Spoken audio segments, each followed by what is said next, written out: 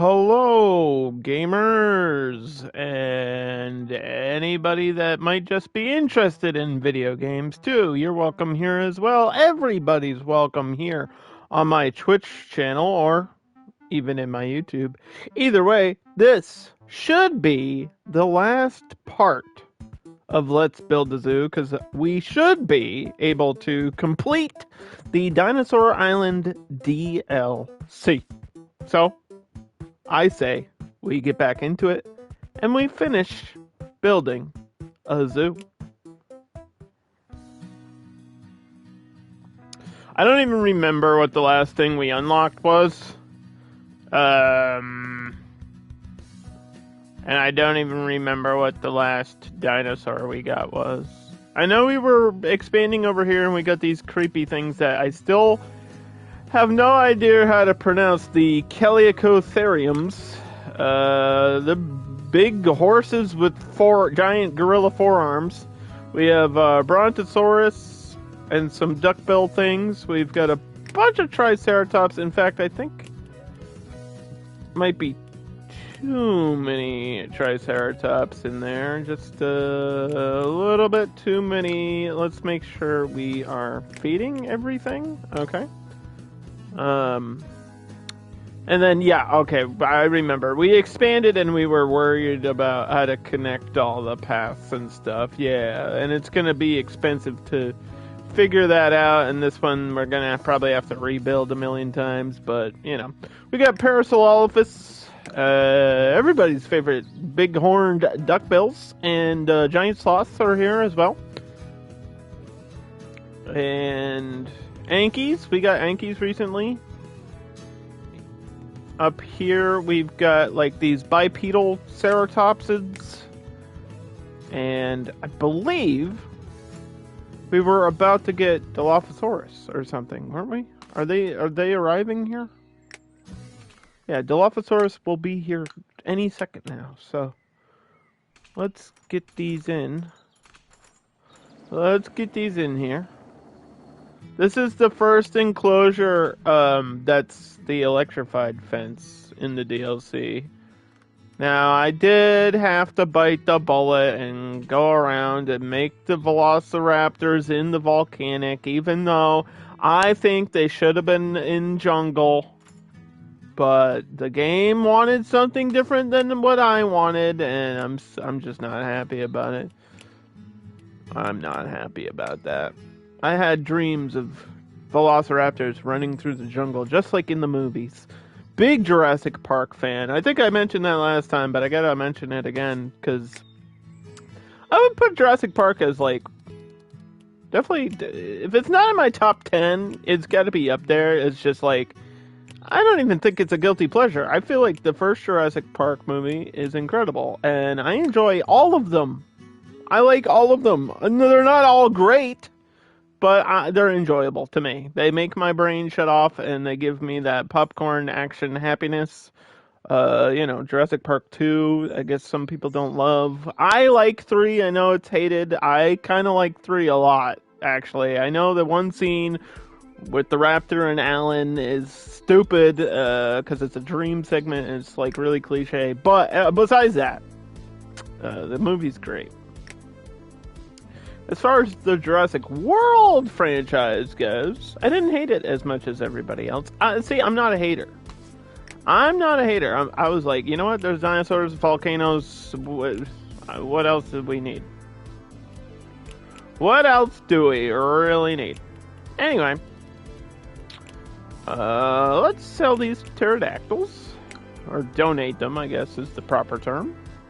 Let me say the proper things. We've got a baby crocodile. It's not just dinosaurs in this DLC, if you haven't been watching. It's also turtles and ancient sloths and giant prehistoric creatures that no longer roam the earth. And surprised there's not like a dodo bird or something in the DLC. I mean, there might be. We still don't know what's left.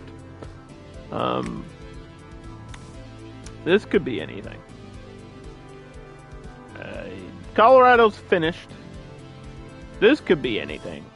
This could be anything. This could be anything. Yeah, there's some stuff still to go. We have, let me just remind myself, we are 30 of 51, so we still got like 20 more creatures to discover and unlock, but we can get through it pretty quickly. It's just going to be a lot of management here today. A lot of female long necks. These are like snakes with legs. That's what these are. These is just snakes with legs. There's going to be inbreeding unless we do cloning, so I might have to do some cloning.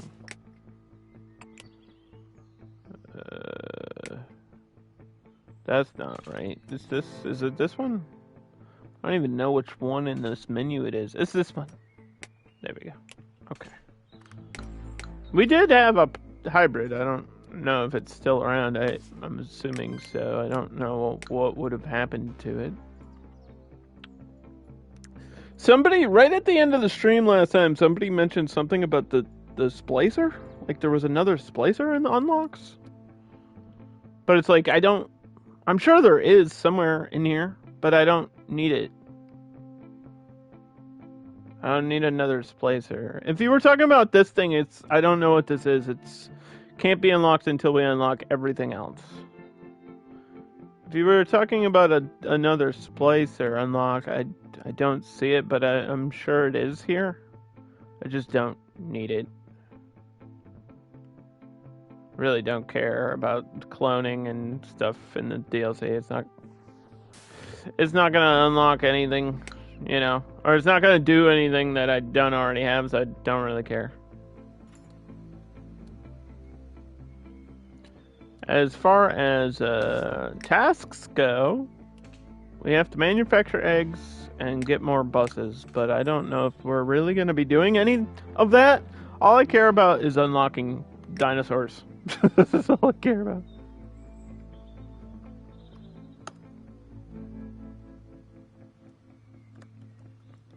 That's all I care about.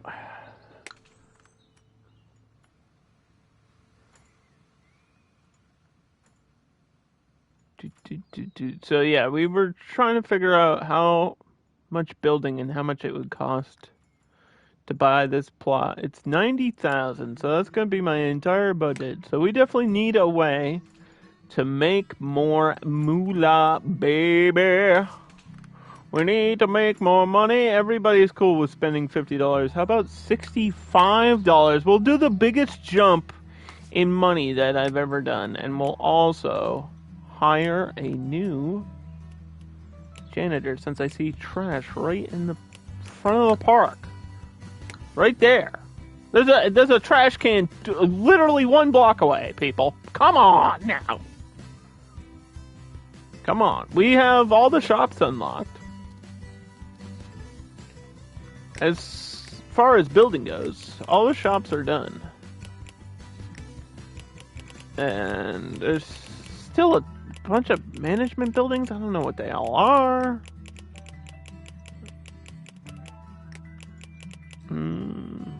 We do have a subway going around. There's one in the bottom corner. I think we had like 4 or 5 stops on the subway. One right in the middle. There's one in the center. And then there's 2 or 1 over to the left.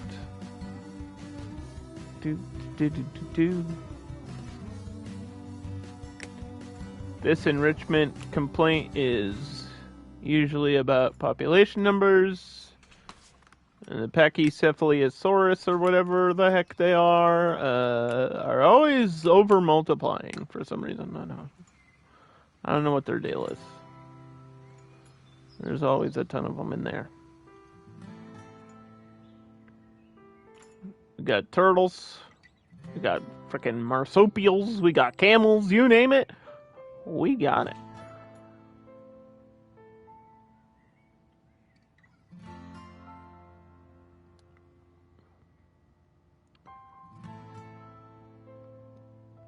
I think, yeah, this was the edge, right? How much is this? 10 points. 10 points. Winter tiles. Enrichment scratching post. Wood. What if they don't have claws, but they have spikes? Would that still work out?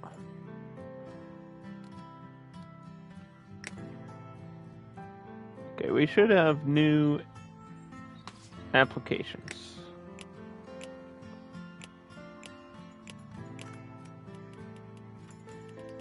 I don't even think we can get a mascot until we find them on here, and I haven't even seen them. They gotta be in the bottom corner. They're in one of these corners somewhere. They're somewhere.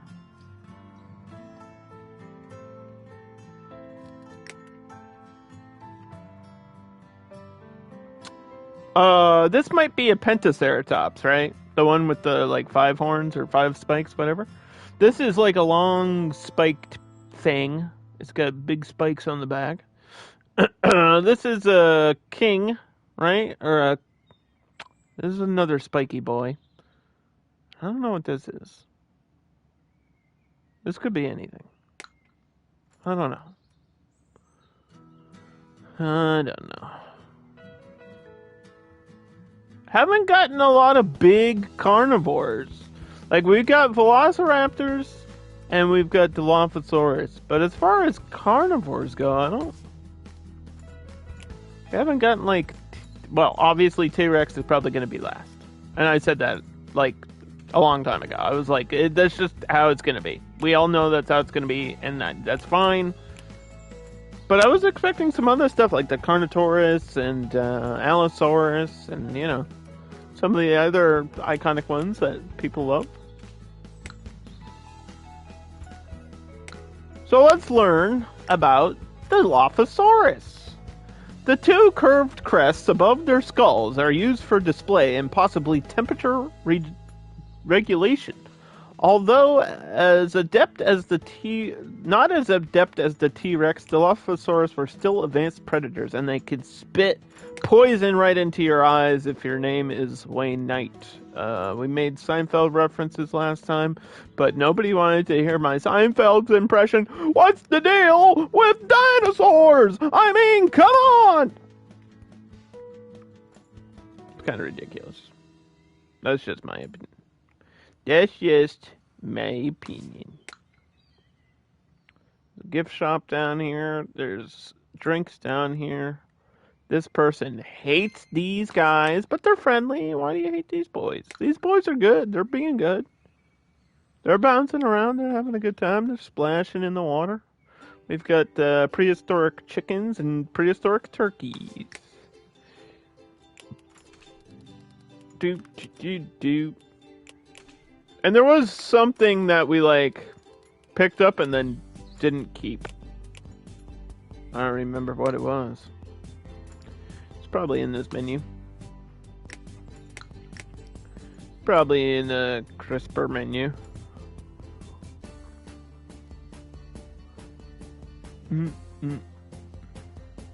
Like I said, we don't need to keep everything. Just need to unlock everything. There's another long neck here. There's another, I think this is another flying reptile. There's something here. What is this, a horse?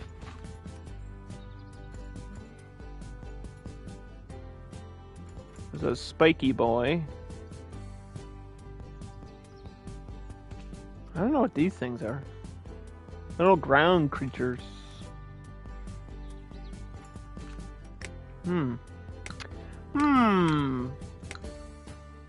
New discovery. The longest squama. Okay, is this a dinosaur or a lizard? And I'm pretty sure there's a big lizard with a fin on its back that is not a true dinosaur. Is that what this is? And if so, where the heck do I put it? It likes jungle, and we don't... I don't have a... I mean, I could put something with the Ankies, but I don't know. I don't know if they would get along here. This might be like a carnivore that's gonna attack everything, so maybe a small exhibit for them, like right in the middle.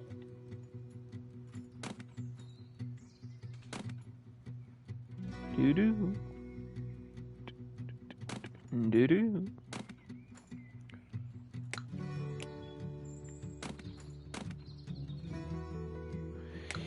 Yeah, there's just not enough space here, man. What the hell? The water tower's in the way.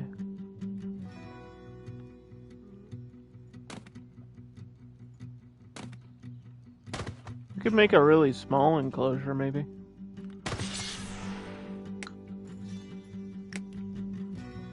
If you don't love my title, I don't know what's wrong with you. It's Land Before closing time, because after this we'll be closing the zoo, but it's also the Land Before time, because that's a dinosaur reference. Ha ha, I'm smutty and fart! I mean, funny and smart. I said it wrong on purpose, shut up. We're gonna get a new animal keeper. And we're gonna grab these boys. I don't know if we'll keep them.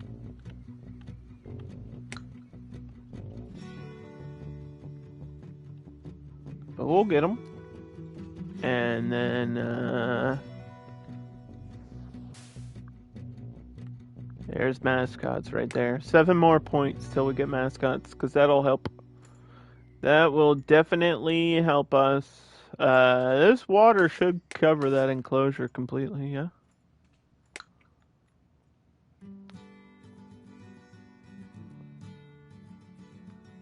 Yeah, we wanted to connect the path up here. And I wanted to move this path over so we could expand the zoo a lot. But it's just on a weird curve, so it's going to be difficult to figure that out. There's angry people. Half of the people are upset about my ticket price. Alright, we brought it up too much. Let's bring it back down. They were mad. I didn't even get like a big alert for that either. What the hell? What is going on?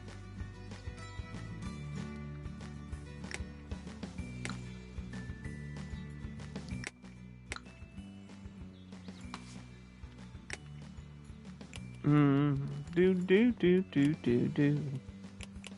We gotta hope this CRISPR makes a boy clone. We need a boy over here. These are all girls. We need to modify the gene pool, or expand the gene pool. Not the type of pool that you go swimming in, but a pool nonetheless.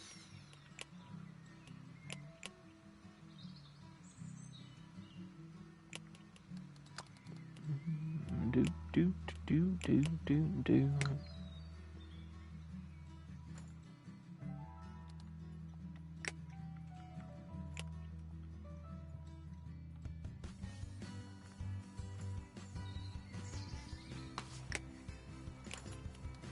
Baby. Little baby microraptor. Do. Do.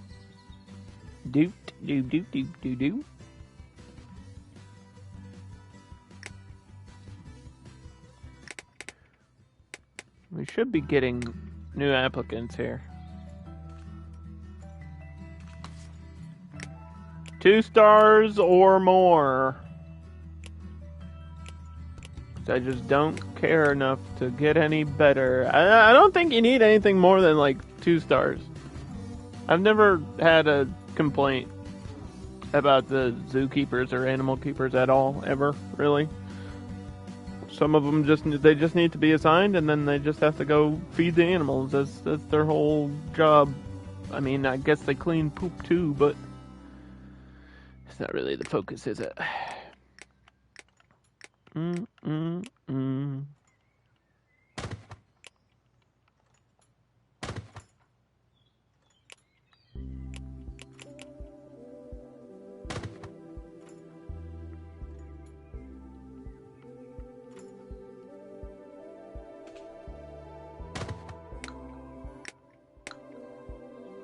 Okay, next day.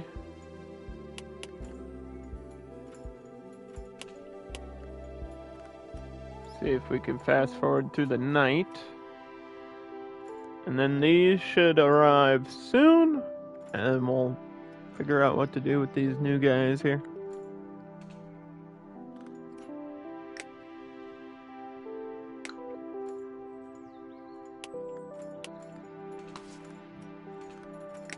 Arrival in 2 hours.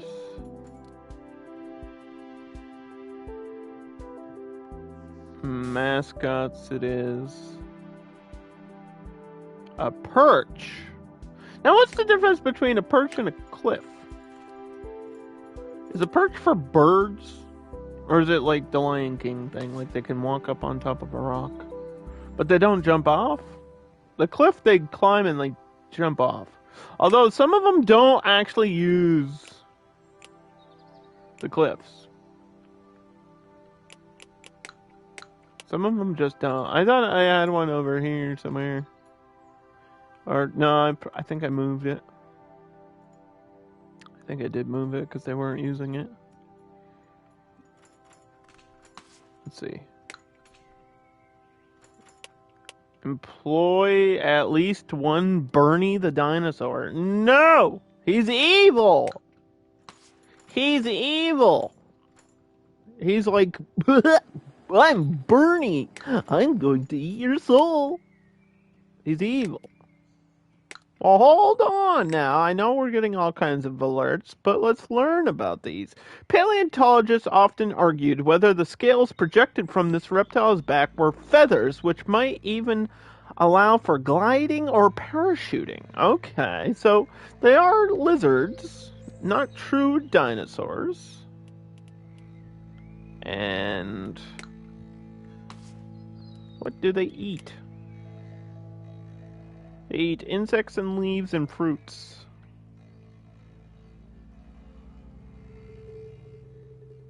Because of course they do.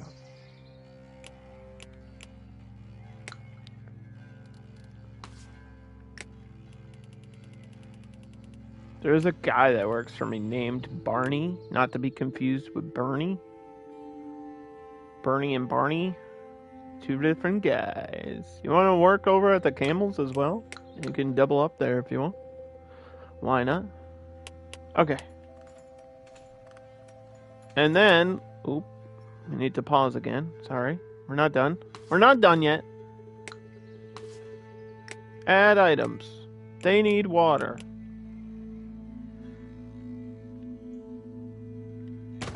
Put it in the corners. 2 of them, 2 of those. Then I always go to decorations next. I always do decorations next. They like jungle. I think we could put big trees in here. How would they feel about big trees?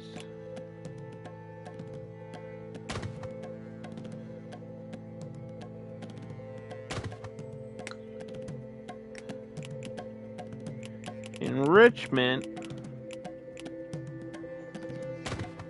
Do chew toys. And I might wait for a perch. Or give them a cliff. Maybe I'll give these guys a cliff. Somebody's got to use that cliff.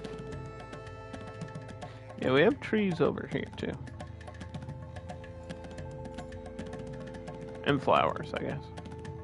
Is it hiring only Bernies?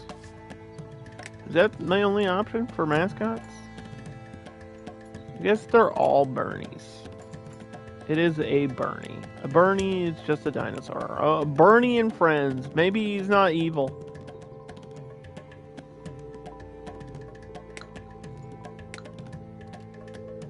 I doubt it though. I bet he's evil.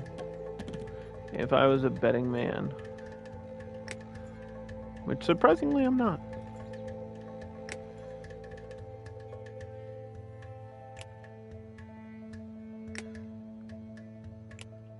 Okay, this CRISPR is done.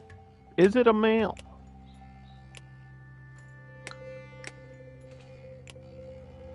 It doesn't tell us until we throw it in there, does it?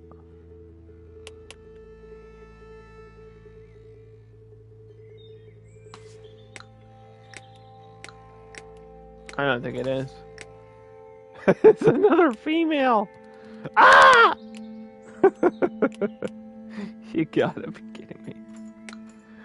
Oh, we can't really choose which one it clones, can we? It's just cloning one of them. That was a waste of 2 days of my life.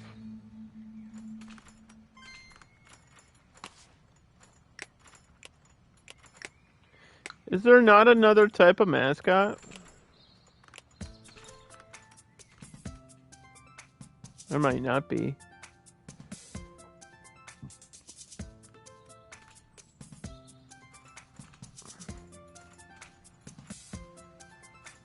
We'll put one down there too.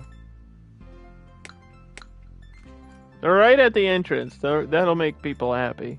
So you have to bypass them. You don't have a choice. You have to witness them. Alright, let's get those purchase. Purchase the purchase. This is almost done. 94.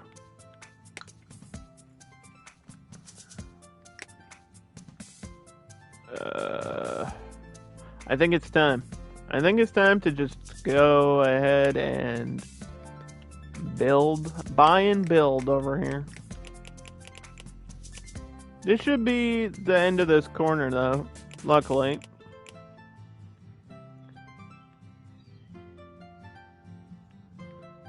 Do.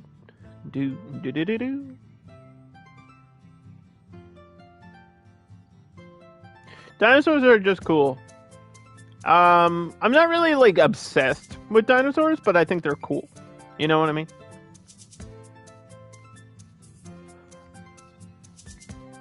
I think paleontology and stuff like that is just it's an interesting field of science. I think it's kind of crazy that dinosaurs are even real and existed like millions of years ago.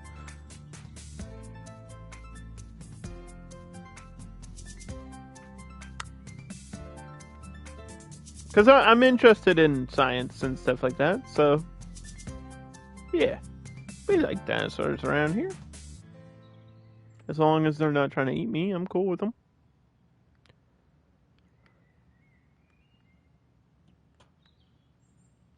But how does this compare to Operation Genesis is the real question.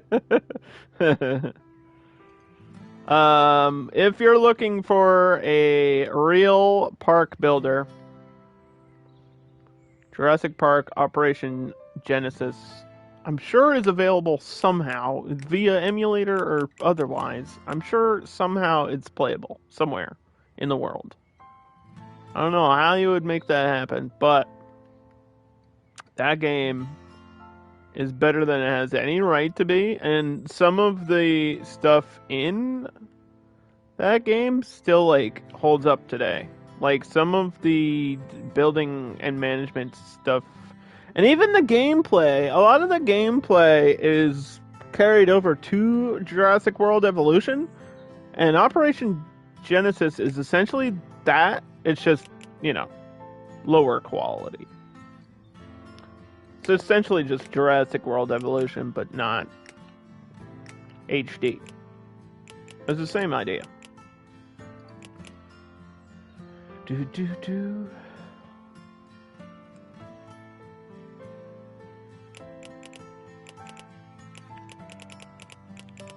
I don't know why they gave us so much ice stuff. Like, I know there's Arctic animals, but come on, bro.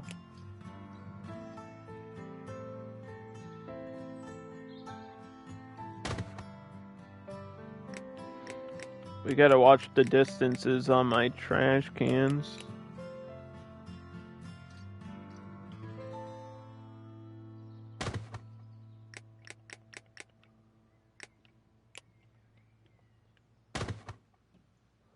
Okay, there's the light there. I mean, this kind of has lights on it, sort of. I don't know what this is. A pterodactyl sign, I guess.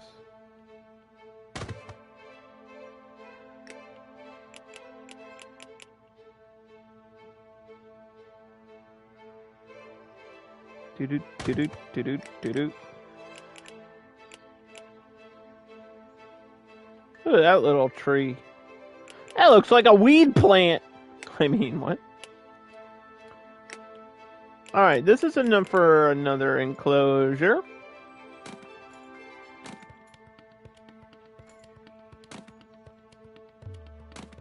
We'll leave a little space for vending machines and stuff.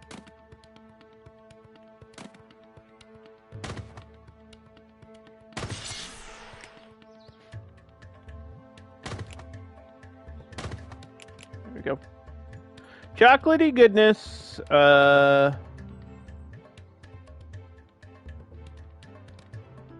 then we'll have another drink shop up here.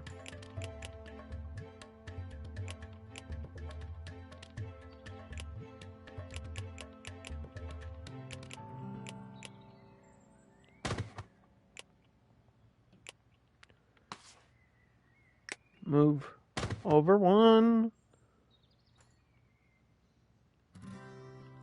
Probably gonna need a bathroom.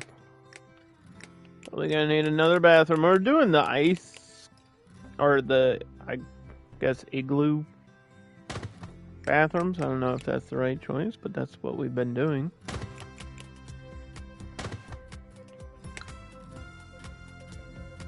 Bathroom in the corner. Alright, that's enough for like maybe 2 enclosures or maybe a large one. A big crazy one in the back.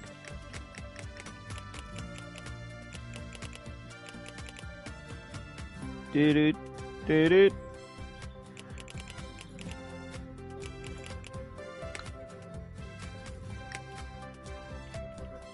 These guys should be done at any second here. 96%. Back to fast forward mode.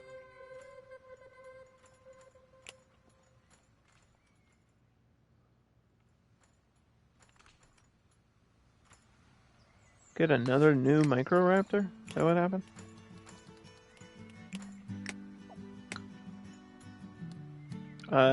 Donate this? No. Help wanted. Cave rescue. Why would you need a dinosaur to act like... Get out of here. A new dinosaur has been dug up and cloned. Cloned?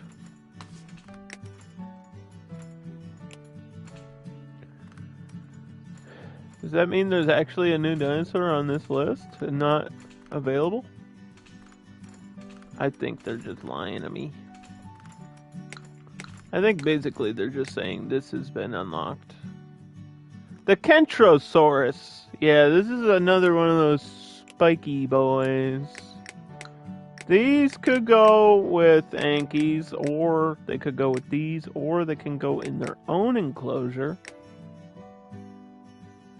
Or they could go here. We'll throw them in there for a second, and then, hold on. I didn't need more of these. I needed more animal keepers, please. Thank you.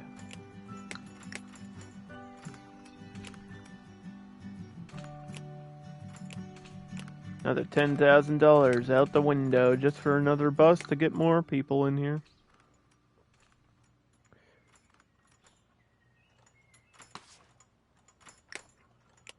So these lizards aren't that exciting.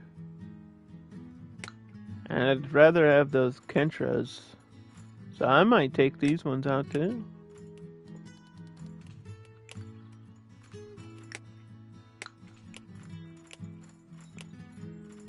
We can always clone new things. Oh, the saber-tooth. Yo, let's go. We were talking about how saber-tooths are crazy. Edit enclosure. Oh, we're definitely keeping these.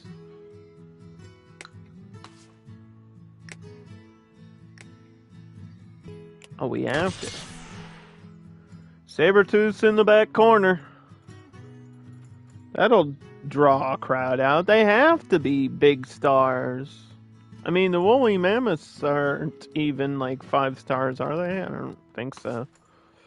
The best way to see it in the DLC is to go to collection. And over here to animals. It's not in any specific order. It's just...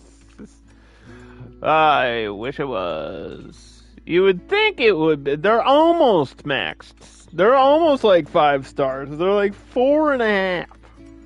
So if Sabertooth aren't the most exciting thing, then I would assume it's T-Rex is number 1, but... here they are. Yeah, they got spikes on their shoulders, they got spikes on their back, they got spikes on their tail. Their shoulder spikes protect them from sideways attacks, and they can swing their tails with skull-cracking speed. They live up to 225 days in-game, which is almost a year. That's definitely a long time. They eat plants, which is the most generic thing I've ever seen, and grass.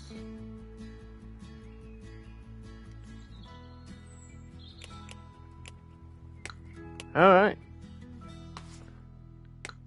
I think they'll be fine as long as they're not, like, constantly procreating, you know? If the numbers get too high, then it's a problem.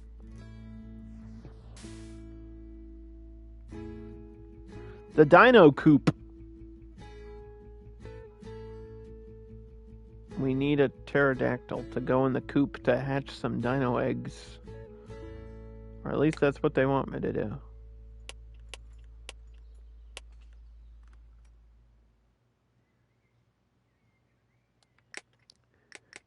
Do.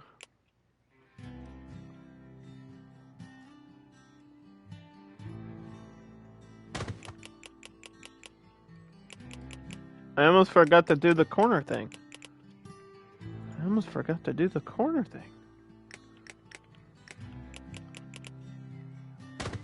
With the light. That would have been horrible.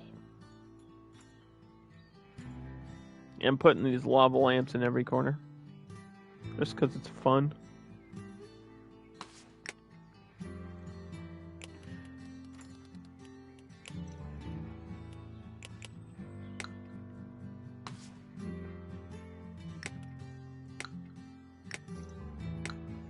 Alright. New things are gonna be here. It's just, they're going slow. So the next unlock we need to look for is paleontologists, because that's just the way to make things go faster.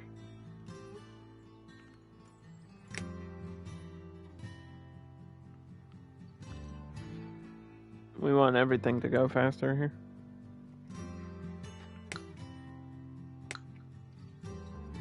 Because, I mean, we are end game, right? We're like at the second half of the DLC, the last DLC, and it's just slow. The grinding is as slow as can be. So, where are they on this board? That's part of the problem, is we got to find these. There's bathrooms. This is Improbable Lab. It's not what we're looking for.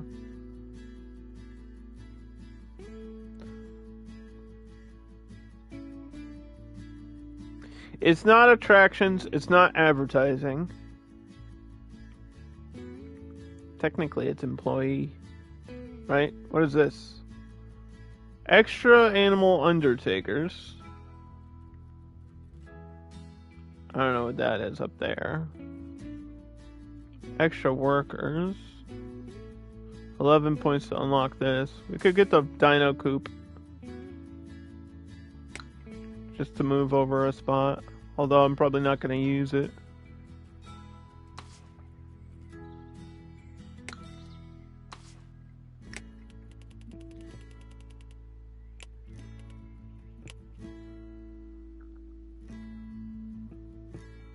I don't think we need a double up. Like, I really thought we were getting another employee.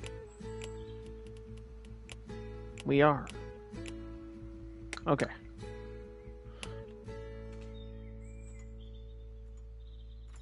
The saber-tooths definitely need somebody to watch them closely. Because they're dangerous. They are a dangerous beast. Water? We could give them an ice shelter. Decorations.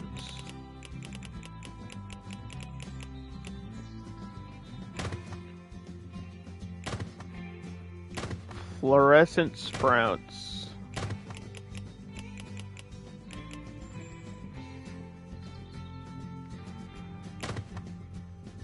Then the snowy bush.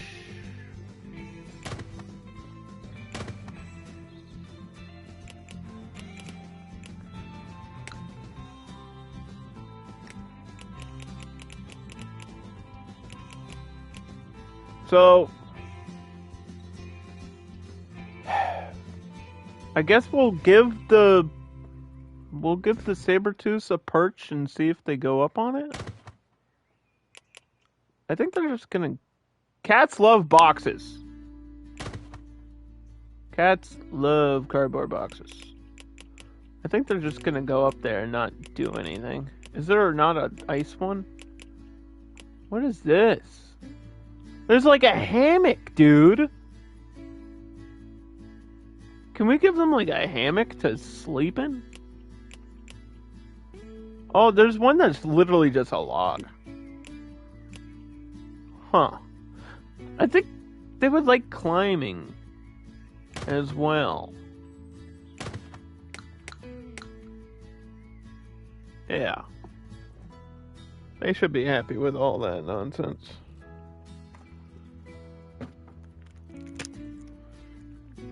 Oof.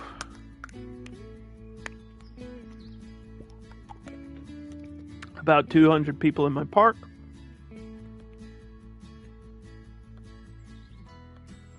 The saber-tooth. Though they're commonly called saber-toothed tigers, these large cats aren't related to modern tigers, belonging instead to an extinct line of cats. They're not even really tigers. We've been lied to. Please be a boy. If it's not a boy, I guess we have to keep it, right? I can't just keep sending these things back. I can't. It's not like I can clone the male. Oh, there is a second male here randomly. And there is a baby boy. Oh, we might be alright. The population might be correcting itself here. Oh, the clone was a boy. Well, guys, we gotta feed our animals. What is happening?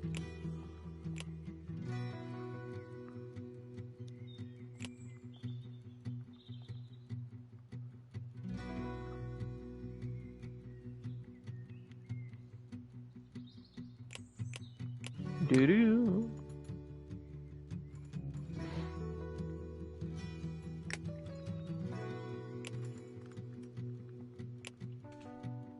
Okay. So technically is that reading as a birth or is this an additional birth? I think this is an additional birth. Because they don't come out of the clone machine like newborns. Yeah, there's a new birth here. Alright. We gotta watch our numbers with these guys because there's a lot of them in there and they don't really have space to expand. Baby Parasaurolophus. More like, baby, get out of this, because we don't want you sticking around.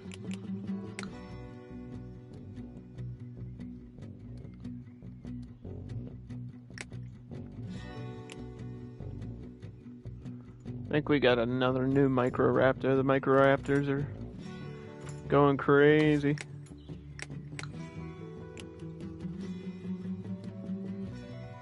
It's like a Flintstones reference. Can we fix it? Yes, we can. No, Bob the Builder, get out of here. We're not doing any of the morality stuff. It's just not necessary at this point. It's post-game content. We don't need to. I think somebody came in last time and they were like asking about the morality.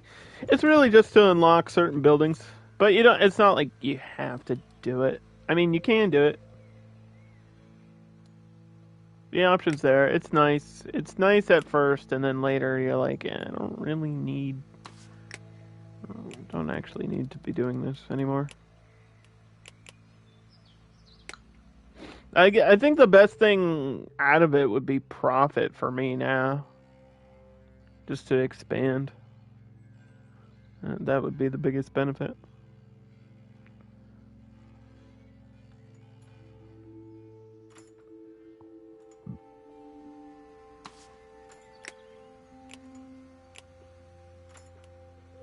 Alright, we have 20 animal keepers.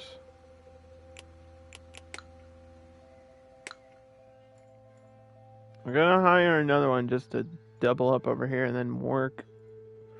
I mean, this upper corner is huge. This would make more sense to break it into 2 enclosures than just having it be one big giant one. Unless we could have like a group of animals all together, but we don't know what we're gonna get. That's the thing, is like I have no idea what's coming up next. I don't know what this is. Doesn't look like a dinosaur.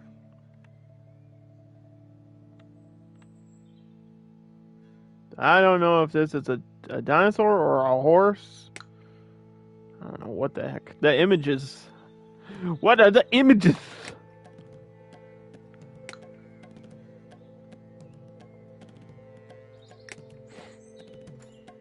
And the Rebocosaurus hanging out with the baby Bruno that's bouncing around.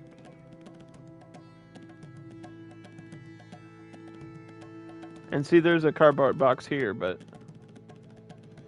not really sure they're using that either.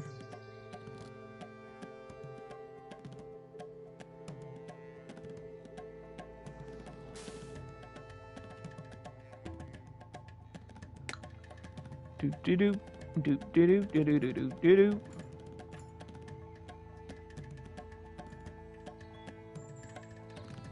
The Dilophosaurus is still up here.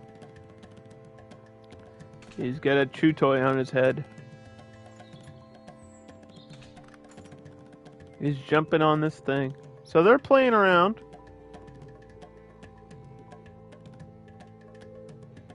I don't. Can you guys get up on the cliff? I don't even know. What about the saber-tooths?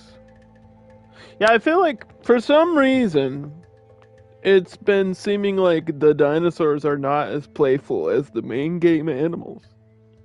Like, no matter what you give them. I mean, the saber-tooth is in the cardboard box, but he was in there for a second and then he jumped out. It's like, I don't know if they hate it or they just don't want to play. They're just not in a playful mood. They're too busy thinking about what I might taste like. I don't know.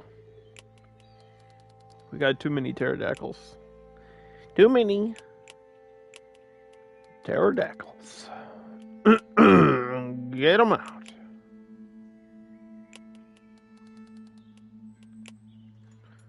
This is manual population control because it's better than having the automatic population control that does not work. There's a few things in this game, unfortunately, that just don't work, and Population Hub is one of them.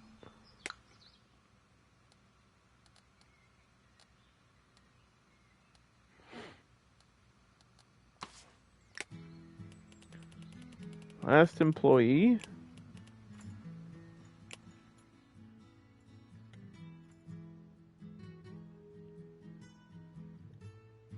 Double up there. What are the numbers? 20%, 15%, 82%, 39%. All right, we're fast forwarding. Let's go.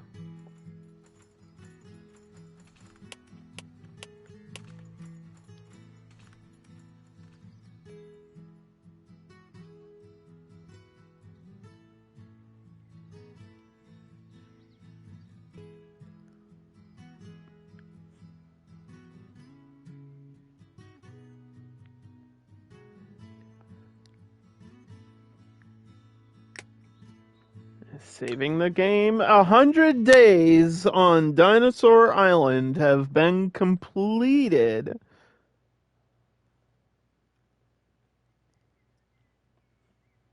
$100 days in the DLC.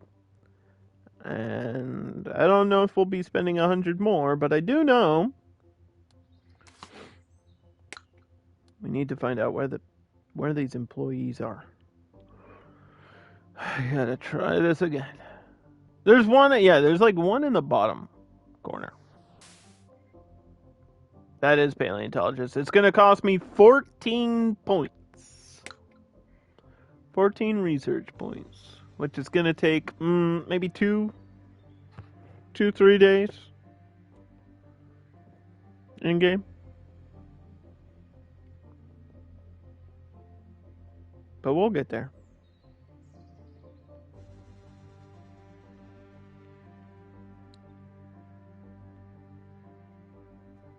You can see all the hearts, people falling in love. People falling in love with my animals. This one over here on the left seems popular. People really like whatever the heck these things are. The glyptodons. Weird, goofy. Oh, it's because we got a baby turtle. That's why people are falling in love. People in this game like the baby turtles. Who doesn't love a baby turtle?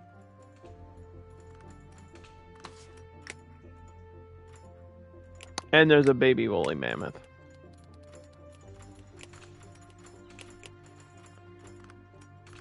But we need another one of these.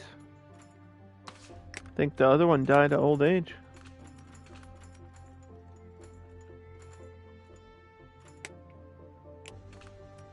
These little Arctic lizards.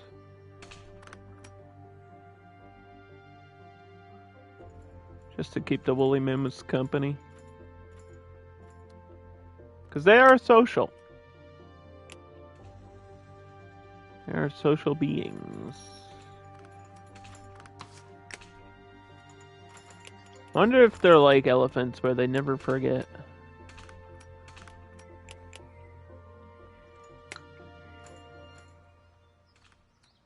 $14 points. 11. Come on. We just want that to hit 14.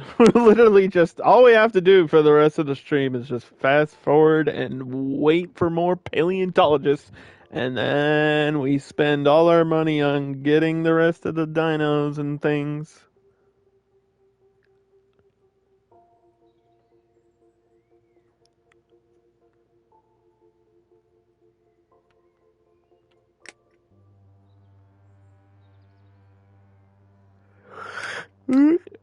Here we go.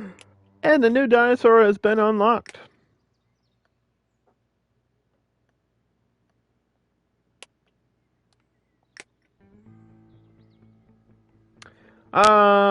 It is a ceratops, right? Yeah, it's a protoceratops. It goes in volcanic. I don't know. This is kind of a small enclosure. I don't think there's space for that. So I have 160. This is gonna be 100,000. Ugh. Yeah, I really wish we could manually take out loans. I had that issue in the main game. Now at the end of the DLC, I'm like, damn, I just wish we were making so much more money.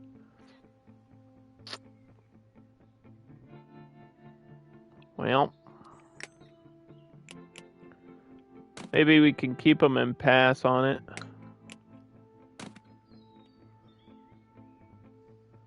That feels like a lot of wasted space there. I don't like wasting too much space.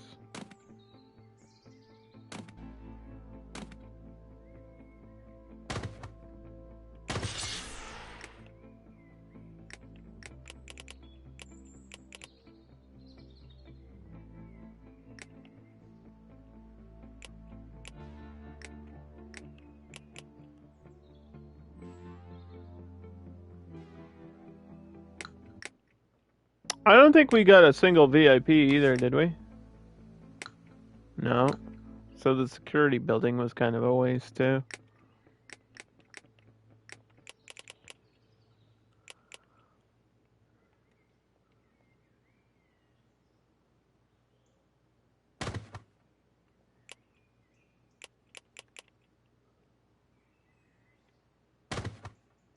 We have the population hub. Will it even work, though?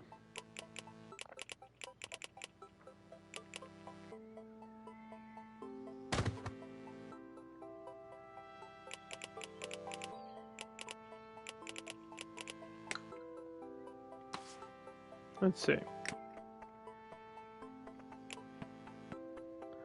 Which ones have the problem? The Microraptors, these, and then this is going to be an issue soon here. Those are the only ones I'm constantly like checking for numbers. I'm surprised this one doesn't have an issue, because there's a lot in there. And then this, maybe? I don't know. This is a hard choice. I think you can do all of them, but then it's like not as effective if there's more applied, I'm assuming.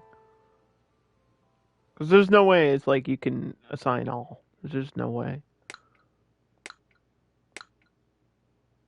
That would be crazy.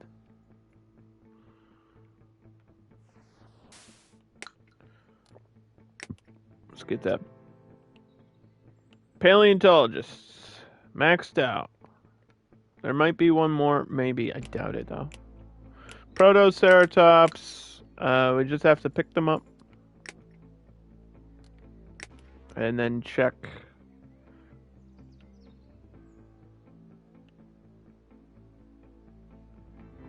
Whatever this is. It's at 37. This is 34. This is the next new thing, so it's at 0. It's 56.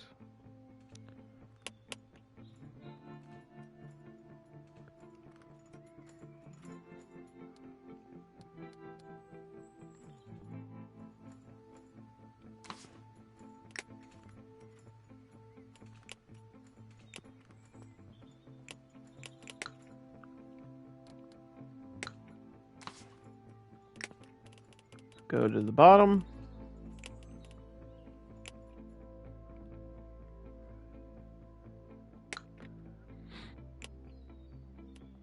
Yeah, I kind of have my staff doing like 2 enclosures at a time.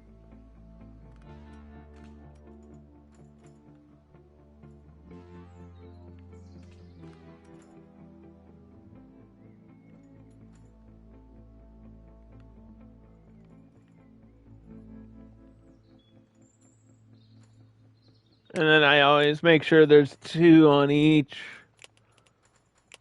It just seems to be the best. Sometimes you can do 3. Like in the aquarium, I think we had 3, but that's kind of pushing it a little bit.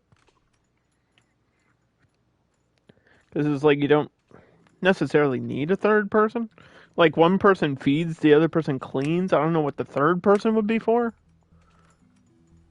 I'm assuming there's some other type of care from them, but it doesn't really apply or matter. Low water?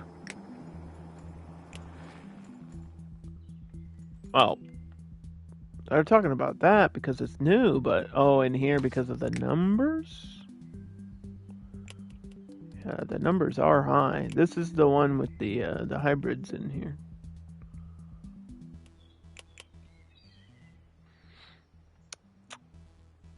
Oh, there it is. Scooby. Scooby the hybrid, huh? Okay.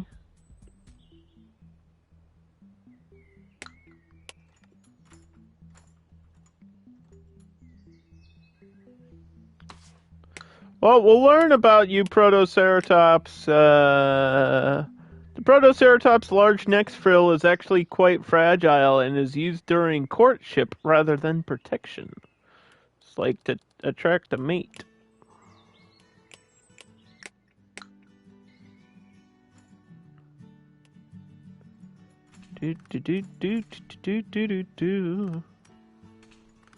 Not keeping them, sorry. We just don't have the money to have every type of animal. It's just expensive and a lot of management to do that.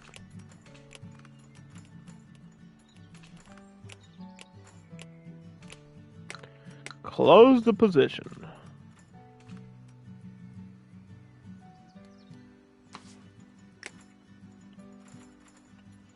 You can direct hire from here too.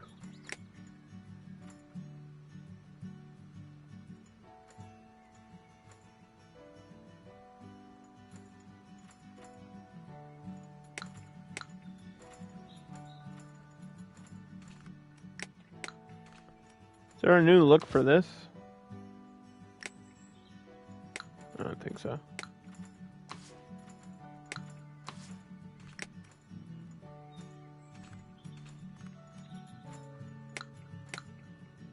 I'll make that wood, why not? It doesn't matter. I don't think it matters what the population hub looks like either. Okay, you can't change that one. Can you change the security hub? Nope. Yeah, certain management buildings have different looks to them, but not all of them, I guess. But there are visual upgrades, so we like that. Anytime a simulation game has visible upgrades, I give it a plus in my rating here. I almost forgot we were cloning this lizard, dude. There's always so much going on in this game. It's easy to forget stuff like that.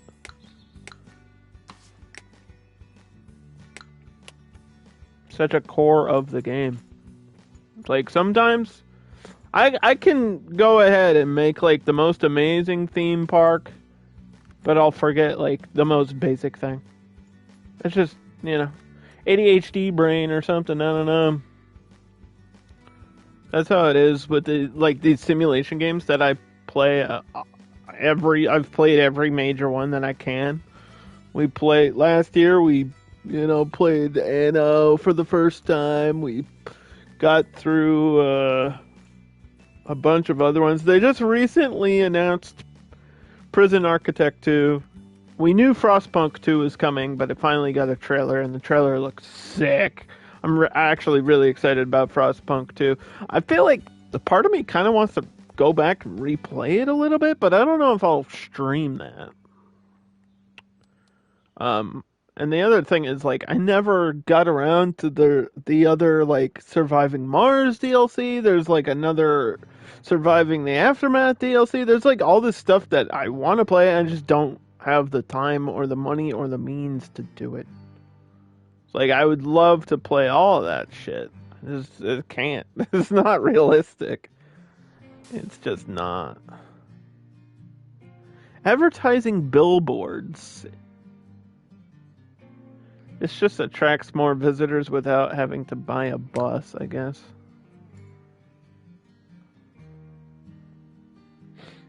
I don't think that's a billboard you place in the park. I think that's like an actual buff.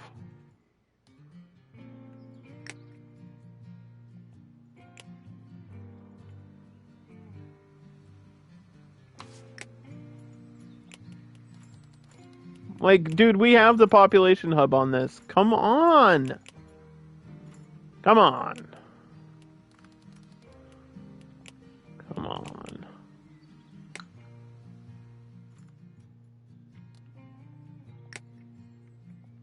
I told you, it does not work.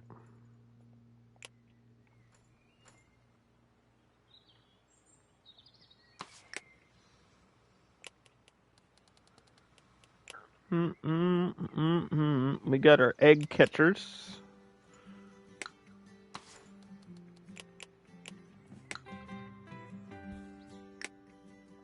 Oop.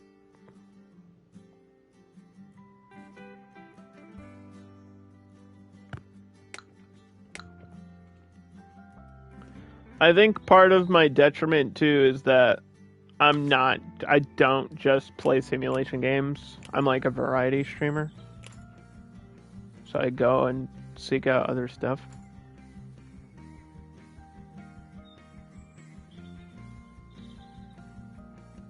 So that just adds to like the other types of games I want to play and stream.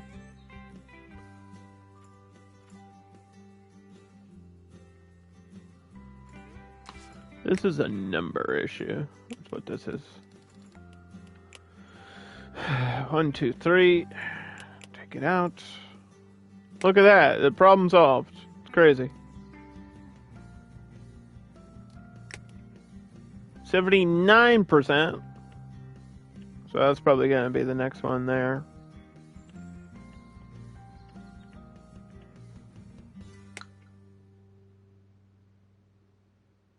The Lister Fiend. Who knows what the heck? Who knows what the heck it is?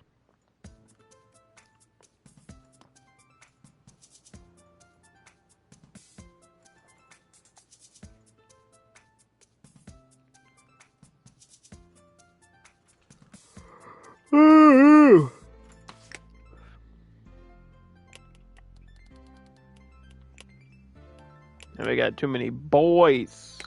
Too many boys down here. That's my. Look at all these Triceratops. Oh my gosh.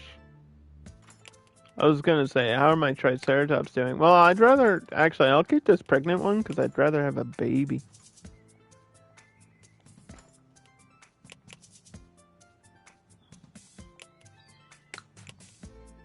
They all pregnant? They're all pregnant. All of them.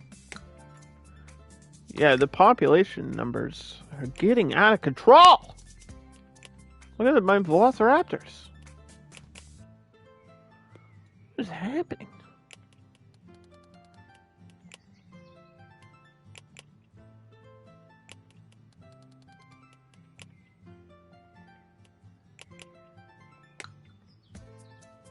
Like, how does this happen?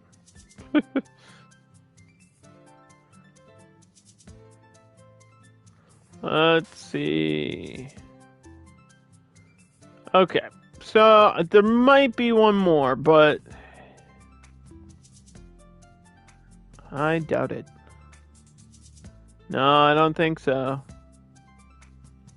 Unless that's what this is, but I doubt it. I mean, we can try to get this. It's the watermill is behind it, so one more point and we'll find out. Let's see. Nope, that's extra storming, so unless they're locked behind this. But I can't even get up. Yeah, there's... I can't even get this. I can't even do it.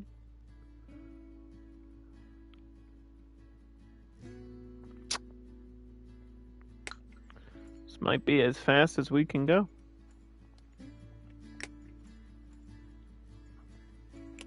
There was a death. It's not just births, it's also deaths. They won't let me call the Undertaker for some reason. He's busy burying people alive. Last man standing.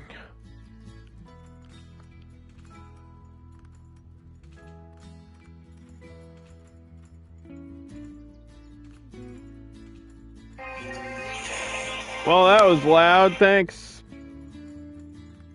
I blame Twitch for that one.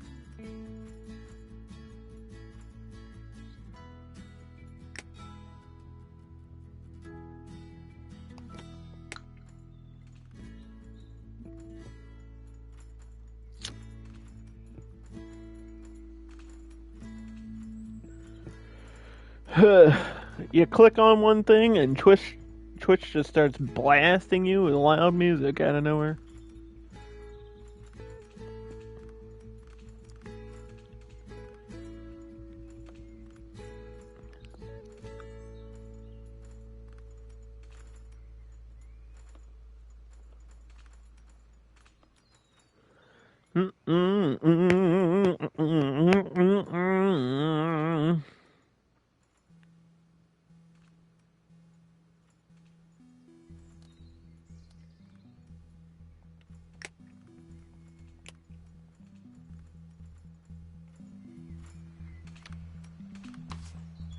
Microraptors. They were the first one in the DLC, and we had to get them via the clone machine.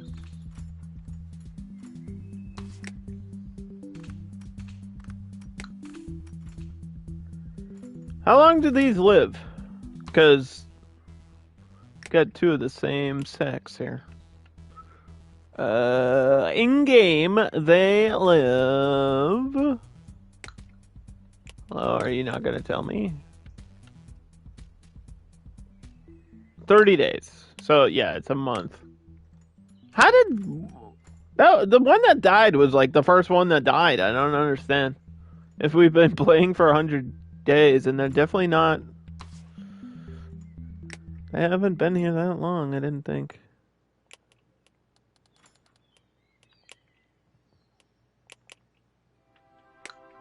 Got a baby Triceratops. It's finally born. Oh boy. Look at these big boys. There's too many big boys. Too many big boys. How do we put contraception in this environment? I could do that to all the pens and just stop worrying about it, but then I'd have to manage death constantly, probably. I don't want to do that all the time.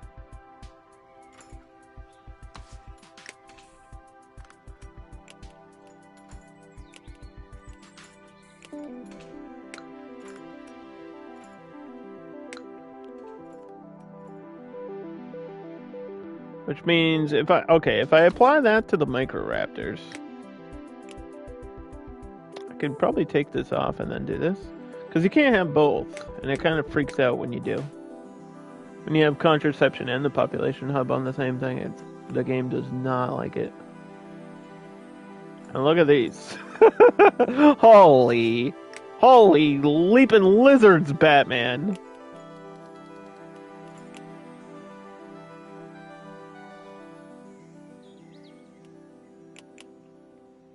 And what's crazy is it's not even overcrowded. They like living in large groups, I guess.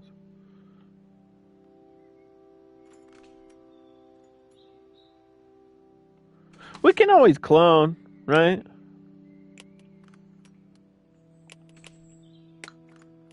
We can always clone.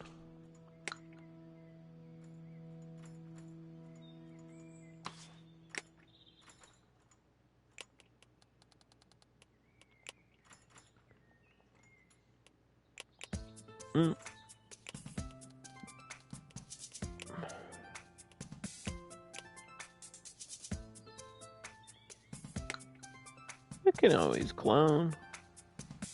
That is an option. There's too many crocodiles. This is insane, dude. Last time I checked, it was like literally 3 days ago. How do they all get pregnant in a 3-day period? Like, I understand how it happened. I don't understand how it happened, you know? 3 adults, 3 babies. That might be too much, even. There's poop everywhere. Where are my employees?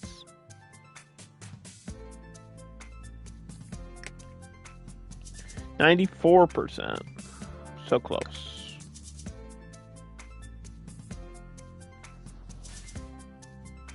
Yeah, this is extra workers for the exhibit control, which we don't even actually know what that does, because we're never going to unlock it.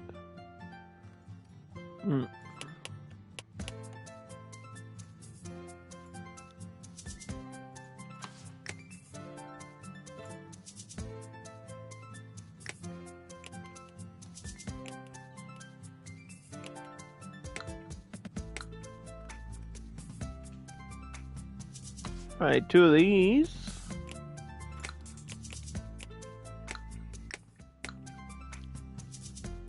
We already had a baby Sabertooth, and it already grew up. This game goes by so fast. Life goes by too quick. If you're not paying attention, you might miss it, you know? If you blink, you might miss something.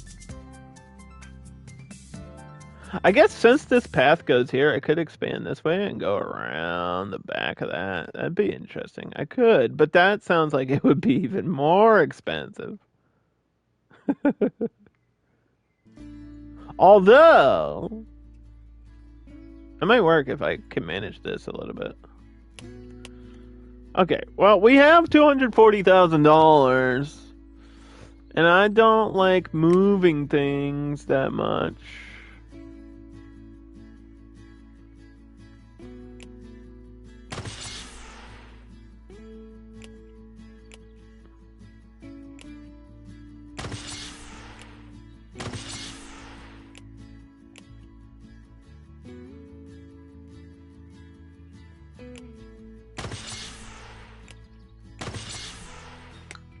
This is gonna piss all of these guys off.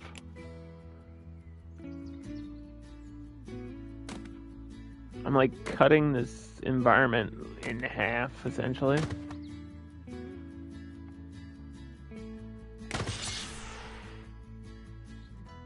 I gotta be mad. Because now they just ran out of a ton of space.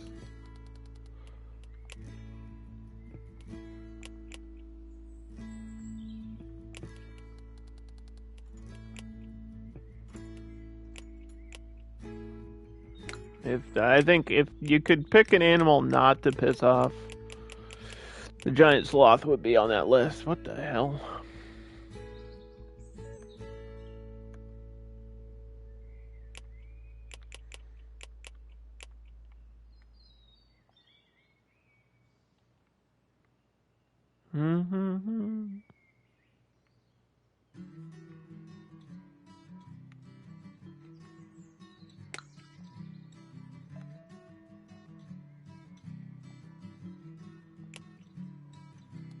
Let's go.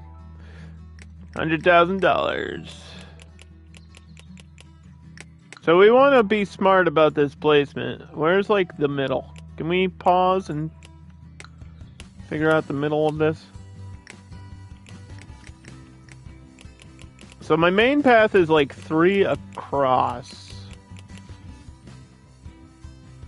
We have to do the edge regardless of what we do.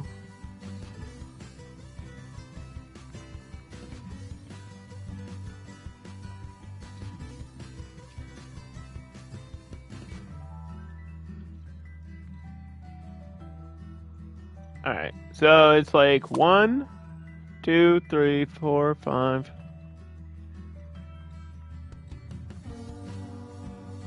I think it's like 20. I think it's like 20 across.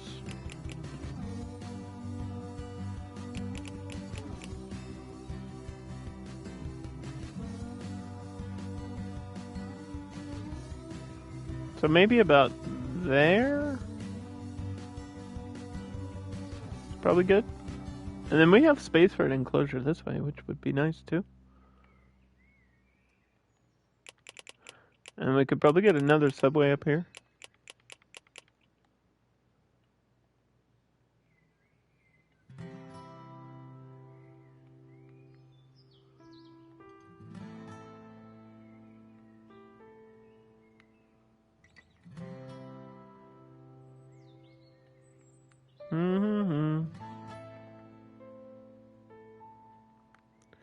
Now, are we gonna connect these other two somehow? Maybe one day? I don't know. I can't plan that far ahead in my brain. It depends on how much we have in our bank account and how much we have left to unlock. Because like I said, I don't think we're gonna need every space, because we're not gonna really need every dinosaur. We just need to unlock things once.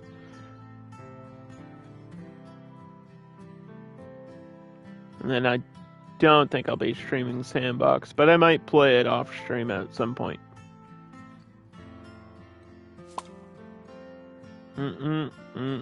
Maybe. I just feel like lately I've not had time to do certain things. I don't know why. It's like I'm not even that busy, but I am busy, you know? It's weird. Okay. So let's go back here. Bring this up.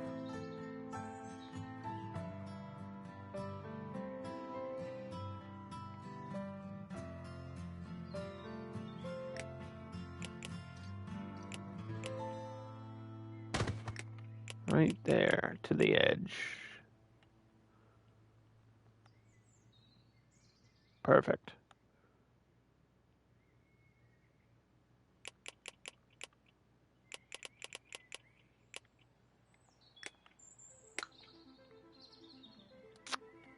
Yeah, there's no copy button. If you want the same thing, you just gotta find it again. Lava lamp at every corner. Yeah, they're a little bit close together, but it's gonna work.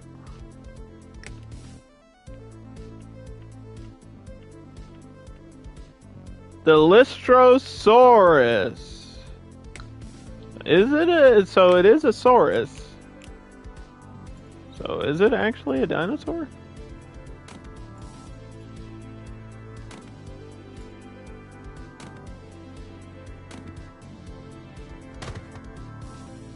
And why are there so many things I've never heard of? Like, we played that Aquarium Odyssey DLC, and they were talking about things I'd never even thought about existing anymore. Well, the habitat's wrong, but they'll arrive here.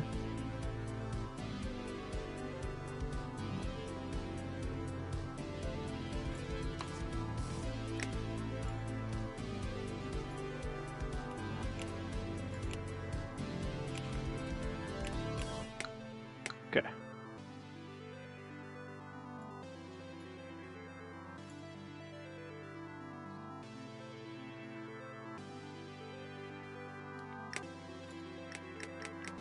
I guess that means I have space for other things over here too, huh?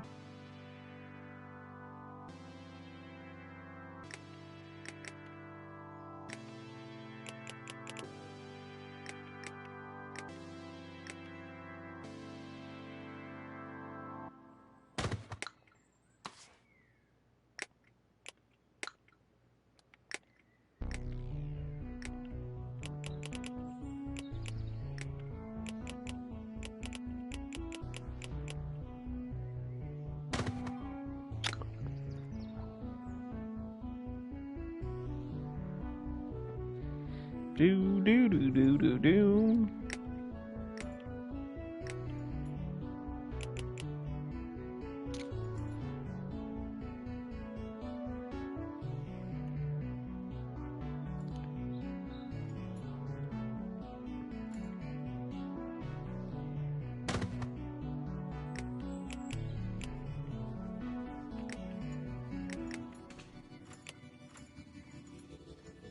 Huh.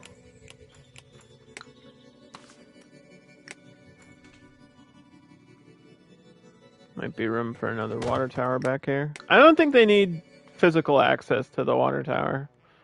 I just think as long as it's built, it's fine, right?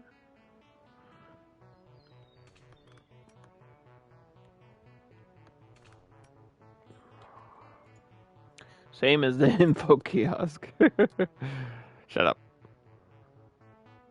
That's so dumb. That's stupid.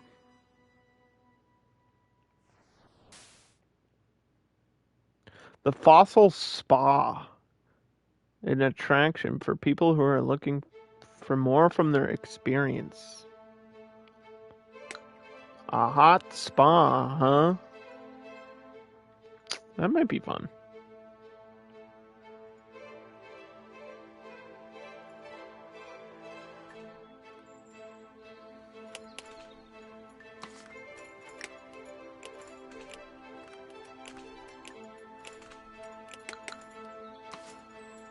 Okay, so we go to the bottom. We'll give everybody a little bonus just to keep them happy for now, before I forget. And then apply one there. I think everything else is doubled up.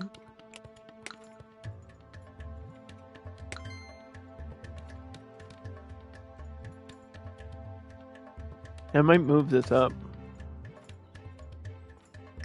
Can I? Might move it up here.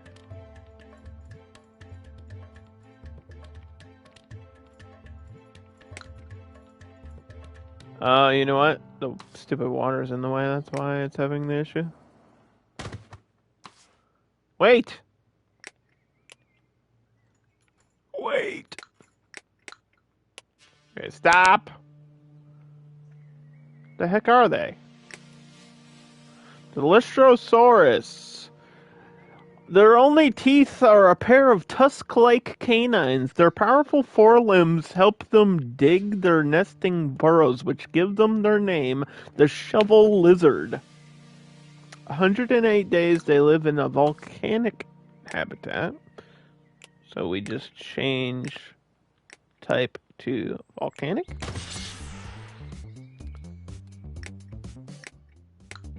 And then add objects. Decorate. Do.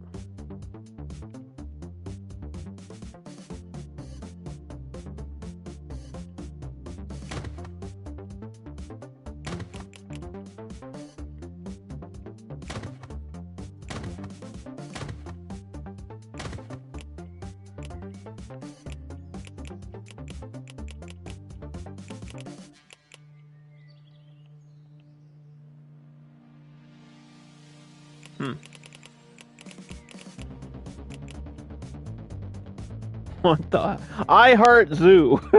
Okay. Alright. Let's go.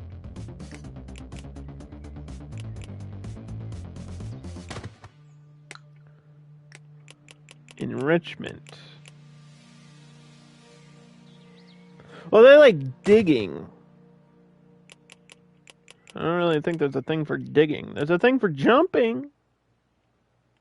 You guys want a perch? You guys want a cliff? Why does nobody want a cliff? You guys want a box?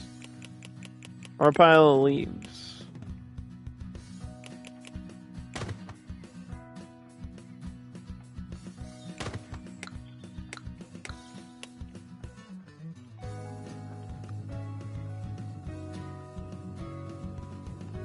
Yeah, they wanted the pile of leaves. Okay. They live 100 days. Good to know.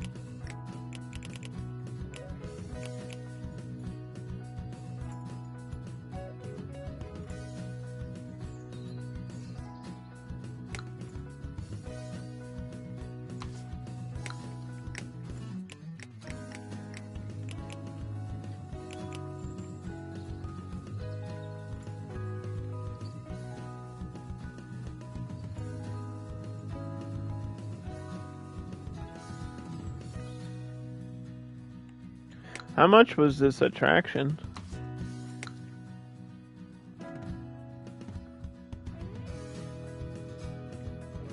$15? Okay. We can wait another day for that, I guess.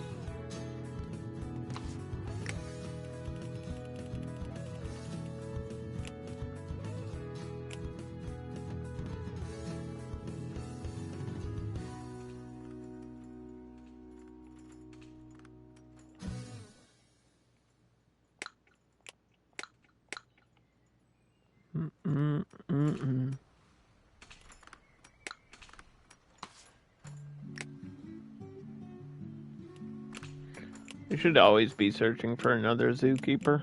All the time, 24/7. That's what we should be doing.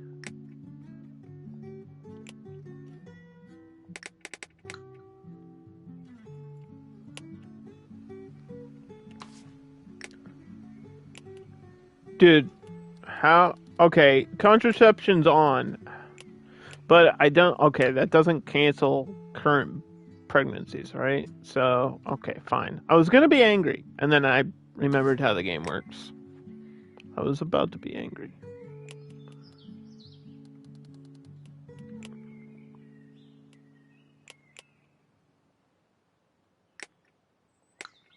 I feel like this pen needs it now, too.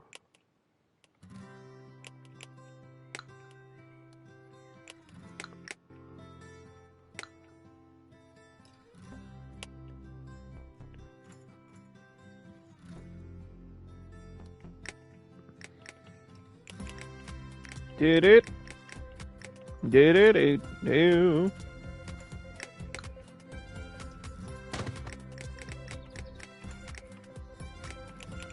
Every time we expand, I gotta remember to find the stupid egg.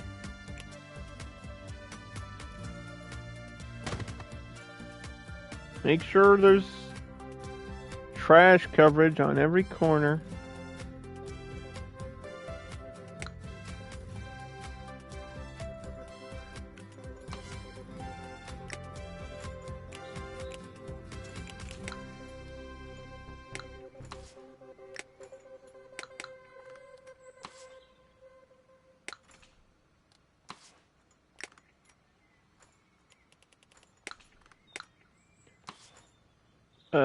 Park staff, janitors.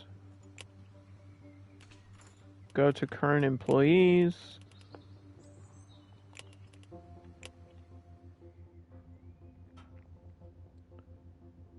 Well, we made this a new area, right? So.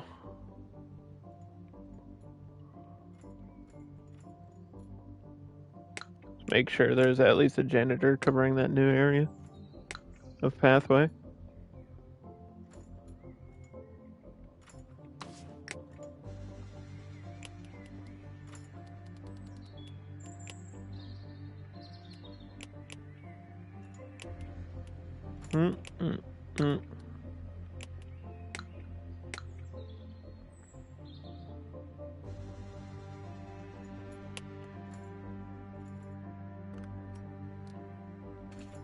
Okay. I think we're back on track. There's about 10 billion of these.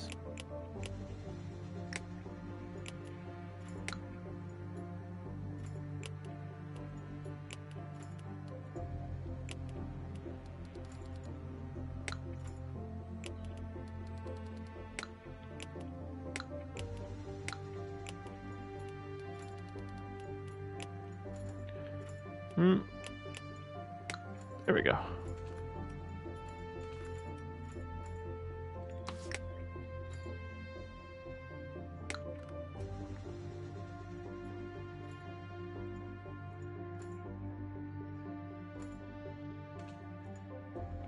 Just go on the perch so I know that you like it.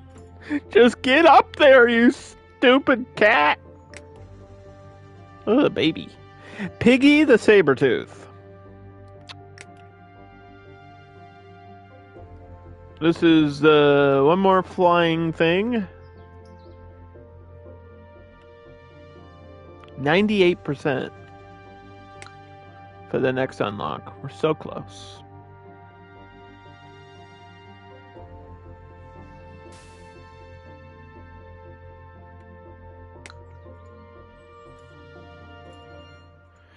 Do. And then I guess we'll wait for that spa next.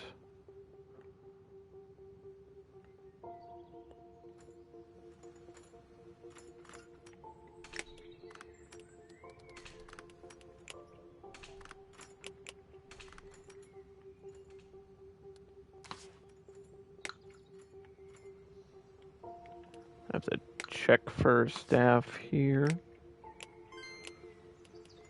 Too many staff pages.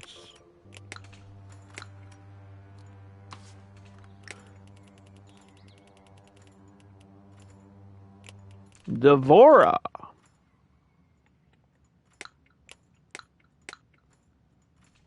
So whatever's next is going here in the upper left corner.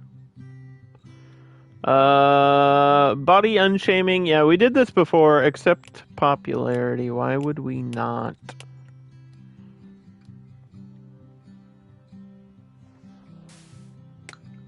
So does this go under management? What does the spa go under? Is it under farming? Like the crystal healing's under farming. It's under attractions.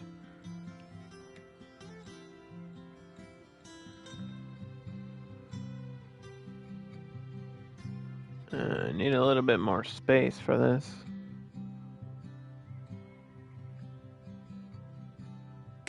Oh, you know what? I could probably move this bathroom over.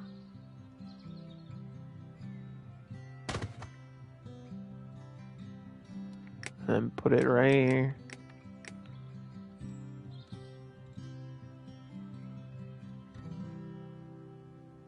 Average profit per sale, $16. Is there management? Oh, there is.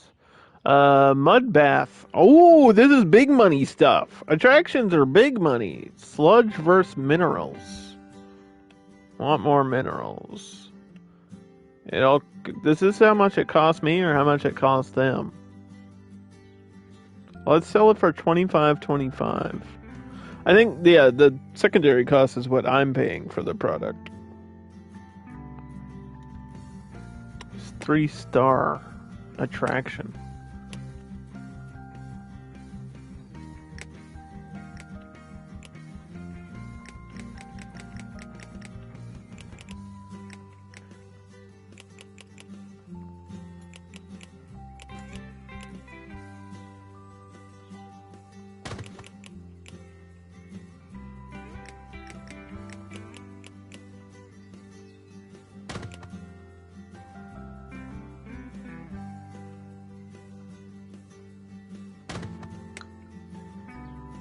It's not the worst thing ever, right?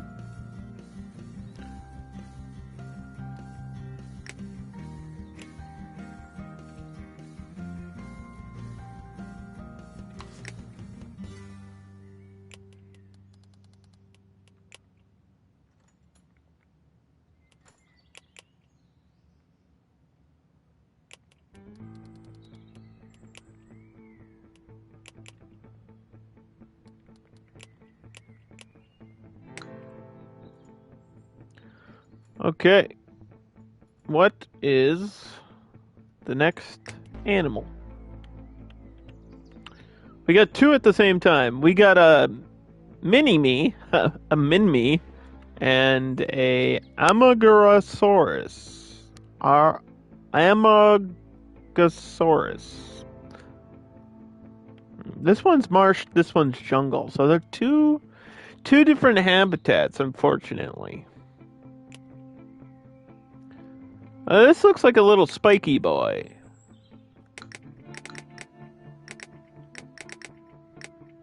I don't think there's space in any of my new marsh. The other one's jungle, right?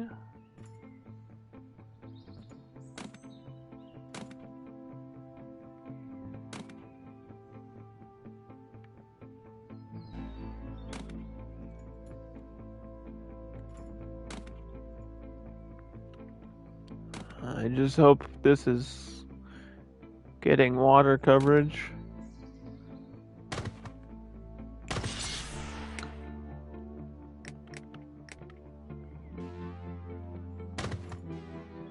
Mostly.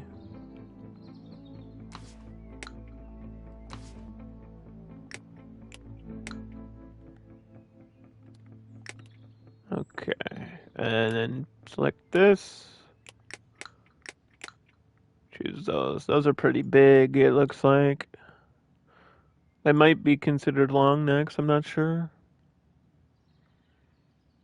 So this has to be marsh, huh? Change type.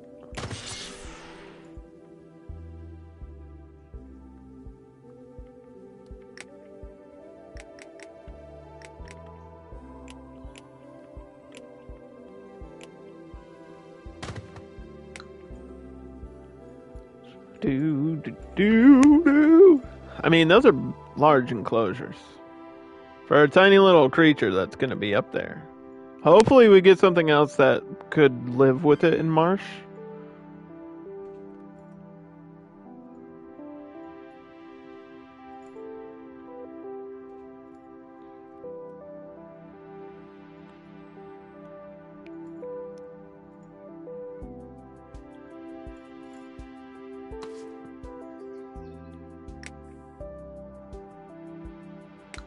No visitors yet.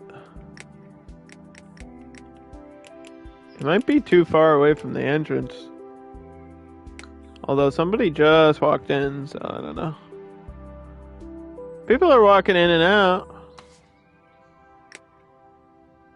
Maybe it just won't count until the day is over.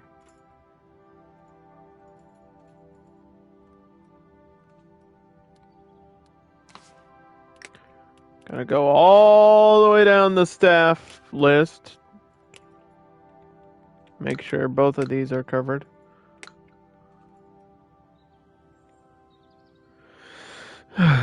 Boy.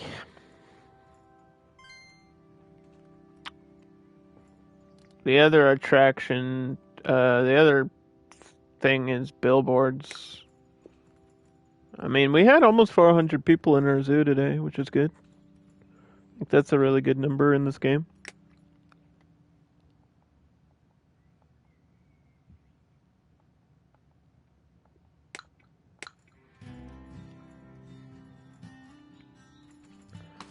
So these arrive in 2 hours. These arrive in 3 hours. So we got a 1 hour block in between to learn about each one or whatever.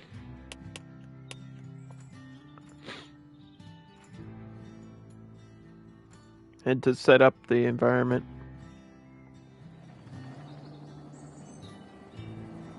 I like to put my animals in first. That way I know more about them, and then based on the information, then I design the enclosure. You can do it another way if you want, but this just seems to be working better in the game. An Australian dinosaur named after the place of its discovery, the Minmi of Minmi Crossing. The Minmi has articulated body armor and long limbs which they use to search for cover. Okay, so see, in this, it says they like to, hide and protect themselves, which already means with objects for enrichment, they would like the pile of leaves or the cardboard box. Or maybe both. Or a hammock.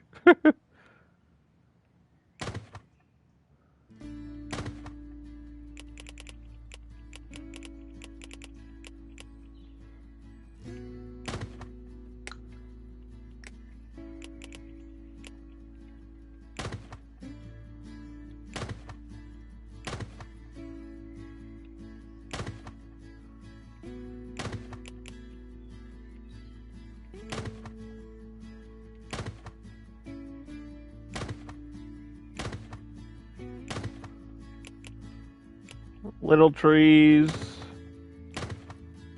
some ferns here and there. Okay.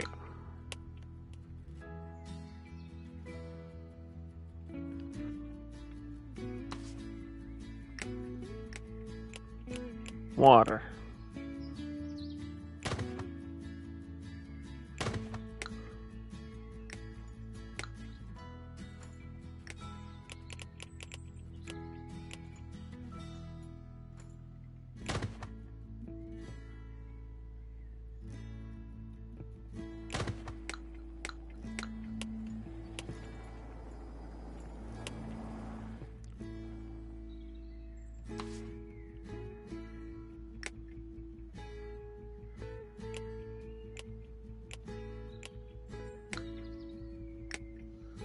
Do do do do.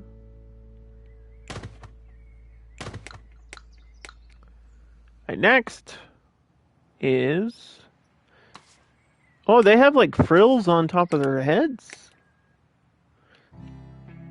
Though the Armorgosaurus are small for sauropods, despite growing to around 32 feet long, this double row of spines along their necks are the tallest of all the sauropods, so they're just spiky long boys. We like spiky long boys. I did not check what these ones ate. I have to go back over here. These eat greens. Put that up to 15. Bring this down to even. Okay. Thumper. I think that's probably a good name for a big sauropod.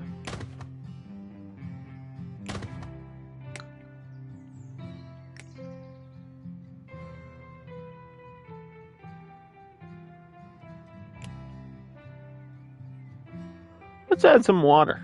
Let's have them go swimming. They could go swimming, chat.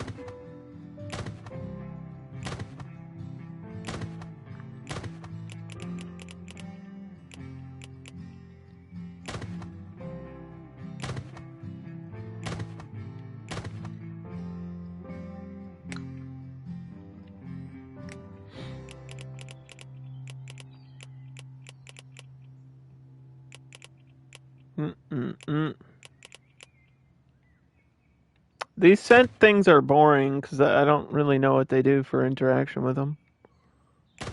But we'll put 2 of those in there. Some balls. Okay.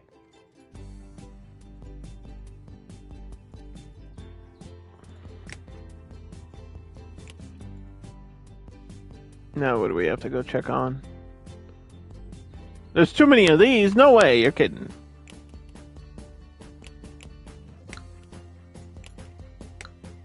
I don't believe you.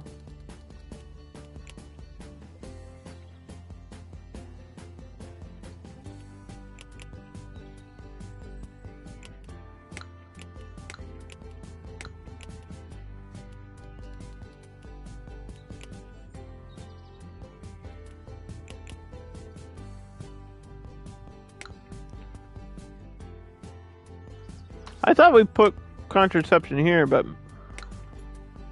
it might have reset when I rebuilt it. I don't think any others are pregnant, though.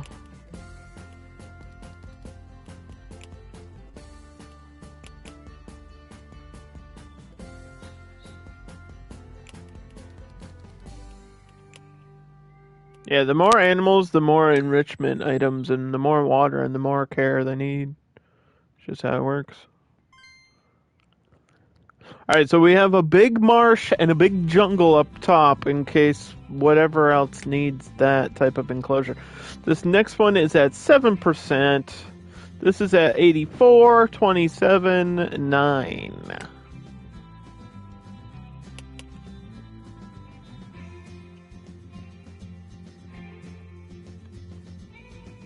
Do.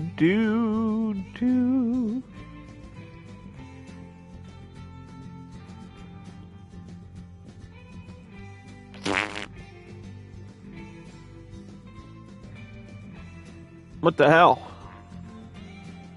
Who farted?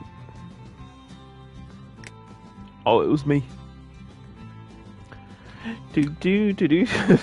Sorry. Sometimes I have to entertain myself.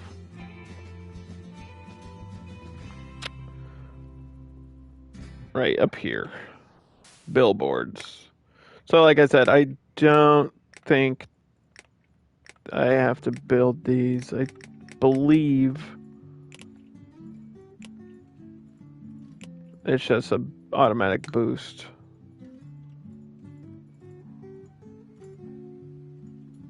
To popularity.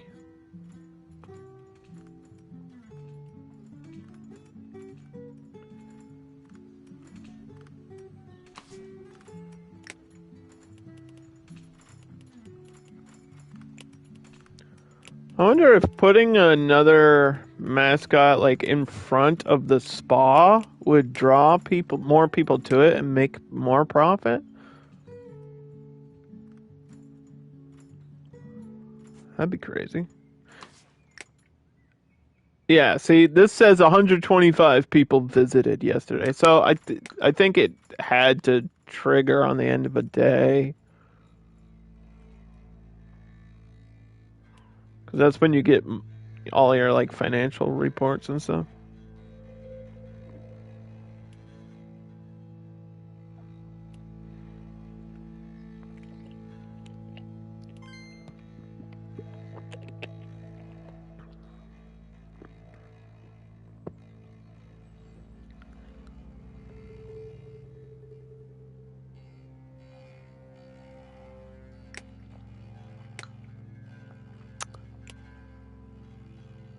Grandma, what was it like? I don't know what the next unlock should be. We're at the point where I have like everything we'll ever need. I mean, they're just stuff around the corner.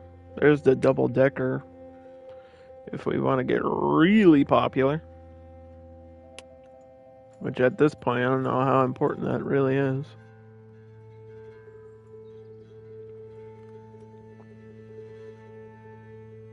I'm assuming this is 150. No, it's 125. 125 for the next space, and this is the edge of the map, yeah? This is the edge of the map. So, let's pause. I have to do this same thing all over again. I don't know if edged grass was the best choice, to be real with everybody, but that's what we selected. And I'm sticking with it, and sometimes it looks weird layered under the path. I think that's part of the gimmick. Doesn't have to be perfect. It's Dinosaur Island, dude. The dinosaurs are ripping the whole island apart. Didn't you watch the movie? Don't get me started. Don't get me started again. Talking about the damn... Dude, the last one is crazy. You know what's crazy to me? Is I saw Dominion in theaters. I think I saw all of them in theaters. Technically. And by that, I mean the Jurassic World series. I definitely saw Jurassic World, and then Fallen Kingdom, and then Dominion all in theaters. And I gotta be real with you, I had the same feeling after Dominion as I did with Star Wars Episode 9, where I was like, man, I really wish I did not go to the theaters to see this. Because those movies, they sucked. Is it popcorn action? Yes. Does it have stupid stuff? Yeah. It has like one good scene that like, okay, there's a cool popcorn action scene where like Chris Pratt is on the motorcycle and he's like riding through the streets of Italy while the raptors are like chasing him. That scene is really cool and sick and really amazing. The rest of the movie, dog poop. Doesn't make any sense. This is like, it makes no sense. And then they don't even tell you at the end. They're not like, oh, well, here's what happens to all the dinosaurs. Nope, they don't do that. They don't do any of that. None of that. None of that happens. They don't care. Nobody cares. Whoever made that movie was like, the audience doesn't care what'll happen to the dinosaurs. It's like, what? Like, some of them live, some of them die, some of them are stuck on that island, some of them are still out in the wild. Is like, did we not capture them? I'm confused.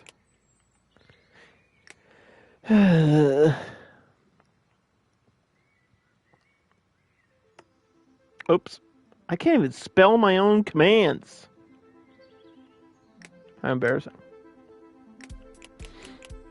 Yeah, I had to do that rant. It had to happen. Ranting about movies is kind of one of my things.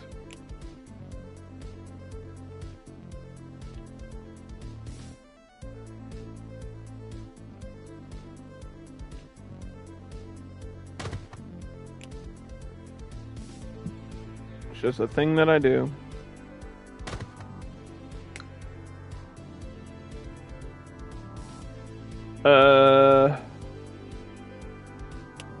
Okay.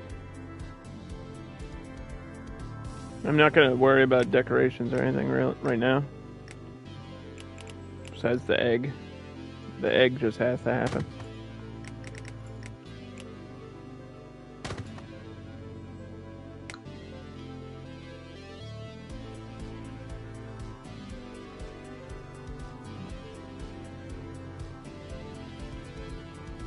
There'll be enough space for an enclosure or two.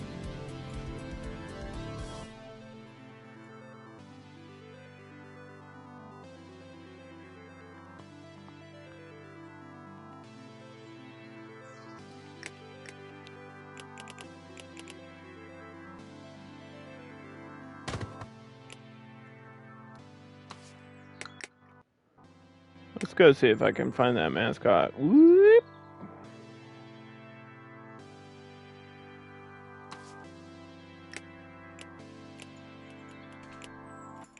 Darwin?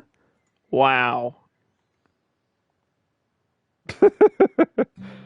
That's incredible. That's an incredible randomized name on Dinosaur Island. The whole guy behind the theory of evolution. Big Darwin fan, by the way. I don't know if I mentioned that before, but...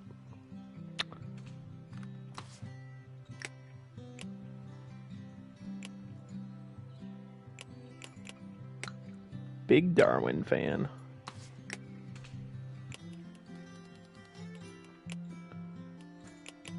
Let's get rid of this baby. Do we need all these rhinos?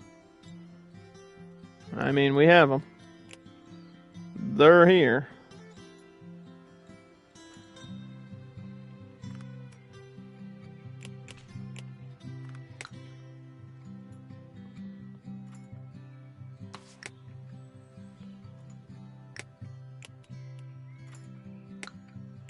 You'll notice that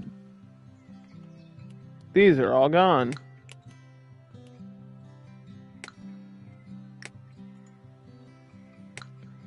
And there's only boys left. The chickens are disappearing. This is what happens with, you know, controlled population. We're gonna run out of ancient chickens, and then what?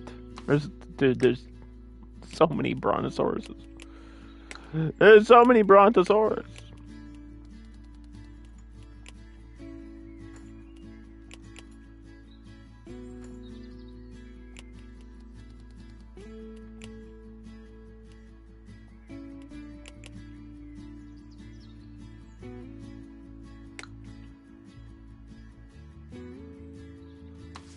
Are they actually happy?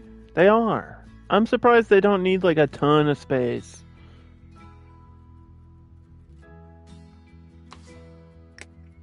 I'm surprised we can have this many Triceratops without the game freaking out.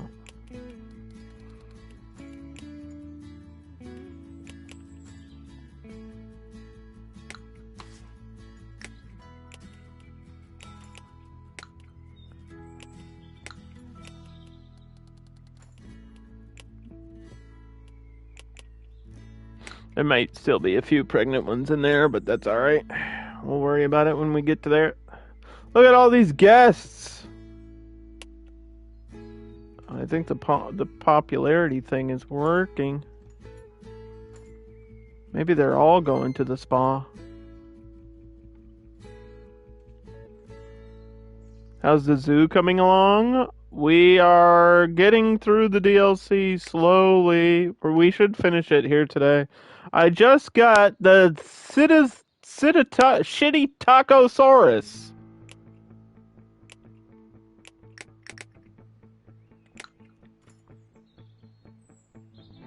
Do you have a... God damn it. Steve-O! Why?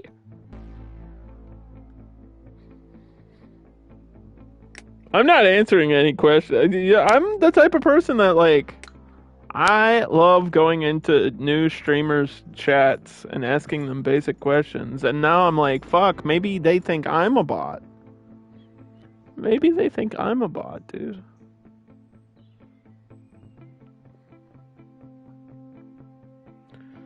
Steve-O, I know you don't really stream anymore, but yeah, it's been a major issue on Twitch. It's probably my number one complaint about this website is just the amount of bots that show up advertising art and graphics and Twitch banners that literally nobody sees. Nobody sees your Twitch banner on Twitch unless they're using mobile and they see it for like 5 seconds and that's it. And then nobody cares. I wish it was more like a MySpace page and personalized, and you could tune in and hear like the 8-minute intro to Eulogy by Tool, but it's not, okay? That's not what it is. Also, that was my MySpace song, if you're curious. It was Eulogy by Tool, because this song is like 13 minutes long, and you could not click off of the page until you listened to the entire song. You could lock people. There was a glitch on MySpace for a while where you could literally lock people. Like, they had to listen to your entire song that would play on your page. So I picked the longest song I could think of that I like, which is Eulogy by Tool. There's a few Metallica songs that are like 8 minutes, though, that I do enjoy. Like Master of Puppets, I think is about 8 minutes, right? Some Kind of Monster is probably about 8 minutes. Pulling Teeth, right? Pulling Teeth is about 8 minutes. Do. You know music more than I do, Steve-O. What's a really good song but is also super long?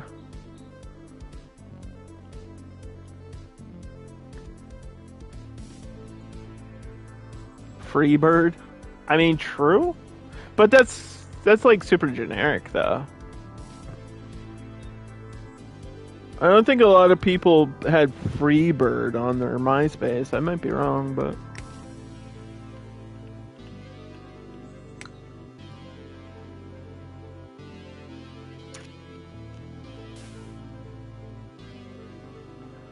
the Dino.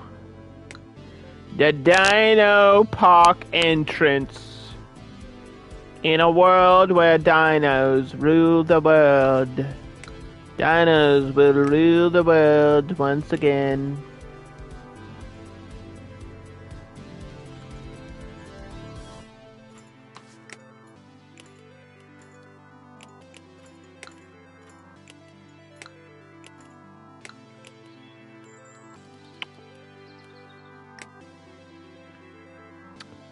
The end is 12 minutes? Really? I know what you're talking about. I didn't think that song was that long. This is the end, my friend. That song?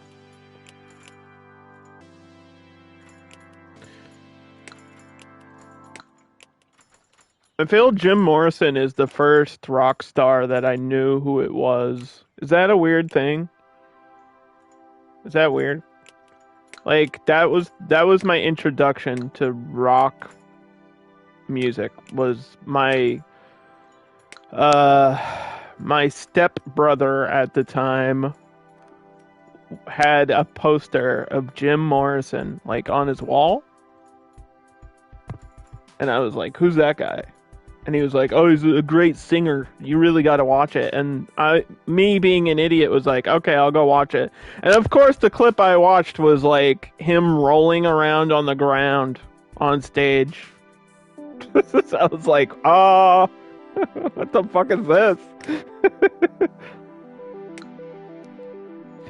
Echoes by Pink Floyd is 23 minutes. I'd have to go listen to it to know which song that is. The only Pink Floyd song I know really well is Wish You Were Here. It was like a very short period of my life I was trying to learn guitar, and I think Comfortably Numb and Wish You Were Here on the guitar are pretty basic, so I think those were like some of the songs I was trying to learn.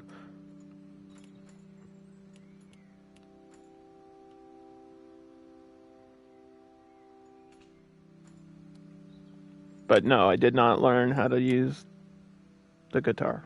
I never actually learned how to play. I apologize. I gave up.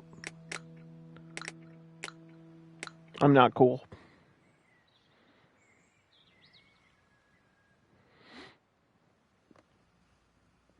What does the word luminary mean? Does that just mean like inspiration?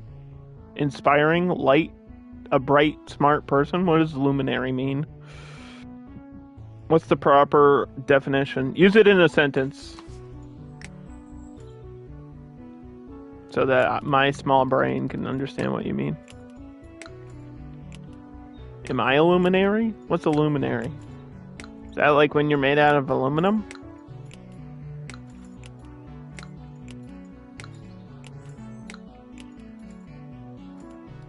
Gandhi was a luminary? Damn, dude, I didn't know Gandhi played music. That's crazy.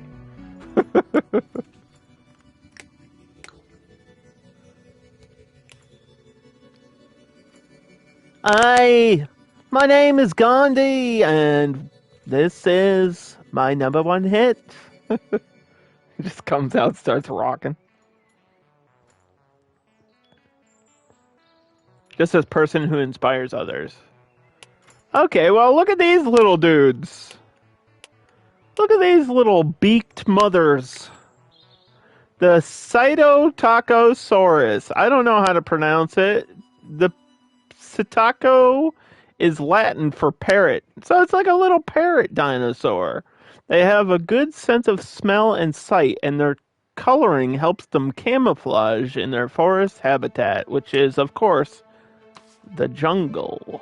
So that's why they live in this enclosure, which is, you guessed it, the jungle. They eat lots of grass and a little bit of fruit and greens.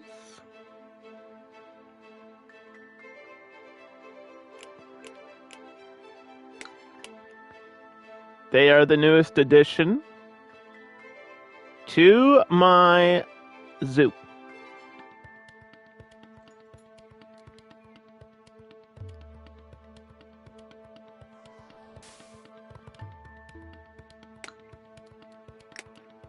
All right, 19%, 57%, 42, 39, and that's it. Look at those little luminaries. Do you think inspiration and influence are the same thing? Or do you think that's two different things? Is that a psychological question? I'm sorry if that's too deep. Did I get too deep on you? I'm sorry. But that's a serious question. Is inspiration and influence the same thing? Or are they two different things? Somebody influenced me to do something, so now I do something. Somebody inspired me to do something, and now I do something. Like, to me, it's the same thing. Inspiration and influence is the same thing.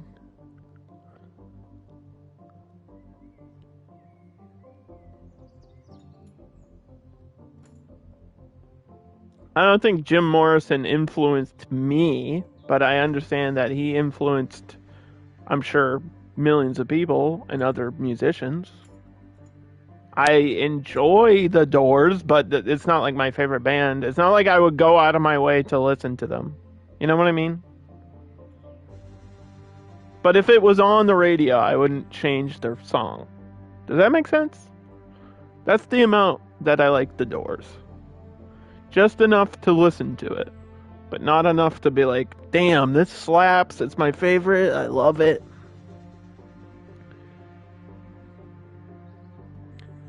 Influence is an external, where inspirational awakens something inside. Okay. Because I use the term influence a lot when I talk about, like, my career and stuff. Because I'm like, dude, for me, it's Dangerfield is like the end all be all. Like, that was the peak. That is like, I can't do it, but I want to do it. I can't tell jokes that way, but I wish I could. Because I think that's the hardest thing in comedy. After doing comedy for like 5 to 6 years now total, I think the hardest thing to do in comedy is quick jokes, like one-liners in succession, without stuttering or fucking up or forgetting, and just nailing every single one. Like, Larry the Cable Guy kind of does it sometimes, but Dangerfield was like, that was his entire gimmick, and he nailed it, and it's insane to watch as like a comedian, because that's not how I tell jokes at all. Like, I tell a joke and then I kind of tell another joke in the same category. You know what I mean? Dangerfield would just be like, one joke, done. Next joke, go. Next joke, done. Next joke, done. Hey, my wife, hey, I get no respect.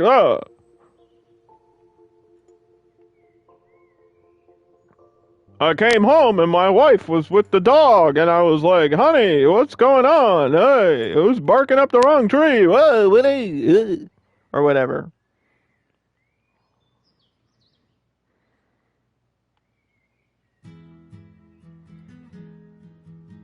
That was a bad example, but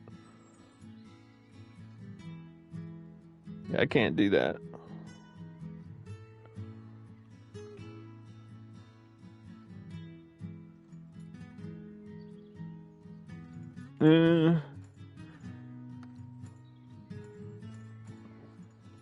He could use the laughter as a transition itself. I mean, you can do that. But obviously the key to comedy is timing, but his timing is impeccable. It's unbelievable. Dude, because I firmly believe that he wrote probably 90% of those jokes and remembered all of them and then told them on stage. And I would say the other 10% were jokes that he heard and changed and evolved them and made them better. Because some of them are like super cliche, right? But it's old school. It's like Dice Clay is really old school comedy. Like, his jokes aren't. Not all of Dice Clay's jokes were original. They're just offensive to be offensive, and that's part of his gimmick. We got a death here. We have a death! Call the Undertaker. Which means we could probably pause and get a clone of that Microraptor. Yeah, I do local. I mean, I'll go all the way to Boston, but I've been on tour before with some people, like other local comedians. You can you can sign up to like a bracket if you have a manager, and you can go on tour to other cities. Like, I've done stand-up in New York. I think New York and like Pennsylvania are probably like, Philly, right? Philadelphia. I've done Pittsburgh. I've done New York City. I've done Augusta. I've done Portland, Maine.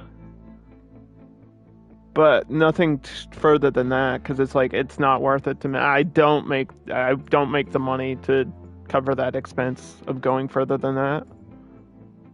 I don't have that luxury. But like 99% of my shows are Manchester or Boston.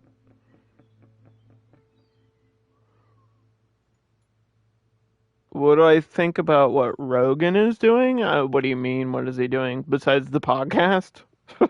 All I know is that he has a podcast. Is he doing something specifically with stand-up? I know he does stand-up.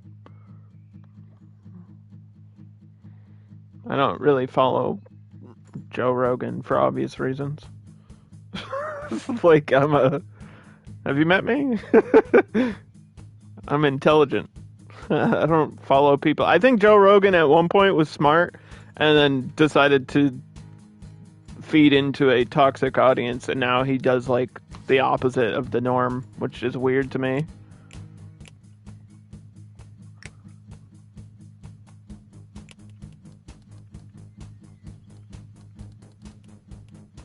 But hey, man, whatever works, whatever's making you the most amount of money. He's developing a community of comedians. Oh. Well, I mean, that's already a thing in multiple places, so good. That's a good thing, I guess. It's definitely a good name to have on like a resume if you're a startup comedian. To be like, oh, Joe Rogan recommended me. That would definitely be good for your career. Absolutely. Like, despite on your feelings on Rogan, I feel like he is really respected as a comedian for what he did against like Carlos Mencia. That gained him a lot of respect because he called somebody out on their shit. And whenever you call somebody out on their shit for like stealing jokes, real comedians respect that. Which is why I feel like Nick Schwartzen is underrated because he did the same with Amy Schumer. He was like the comedian that spoke out about Amy Schumer, but he doesn't get the credit for it. Because she was literally stealing from his show. She was literally stealing from Nick Schwartzen had like a sketch show for a little bit, and she was stealing from his show, like directly.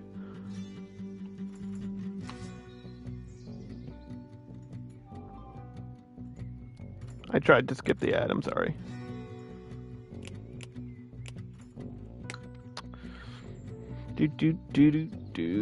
Oh, we got a couple of these now too. Jesus. I'm losing the game here. Hold on. My population is going wild. How's the we got like 10 Dilophosauruses. Say that 5 times fast.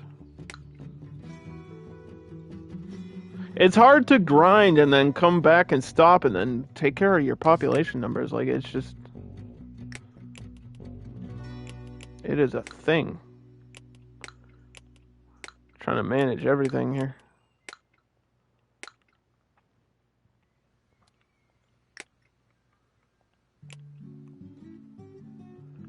Do.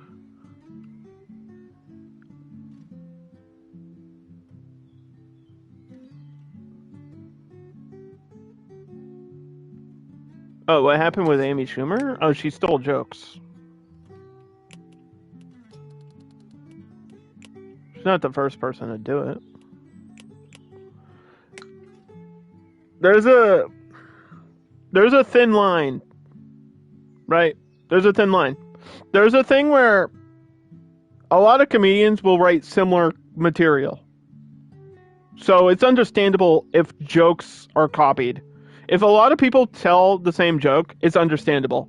But if you directly take something from somebody else's set, like word for word, that's when it becomes a problem. Or if somebody has like a TV show and you copy their sketch almost directly, almost like frame by frame, and you don't transform it, that's stealing.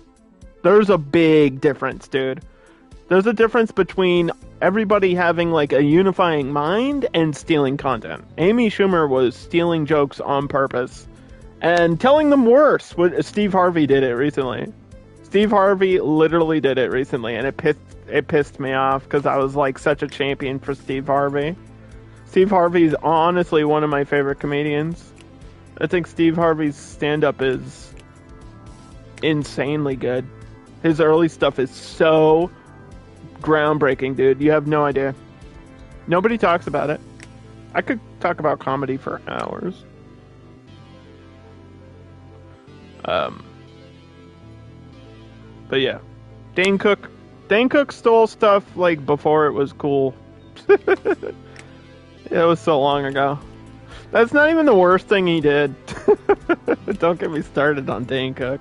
Dane Cook did something else that's like not cool. But yes, he also stole jokes. I forget who he stole from, but I remember he stole shit.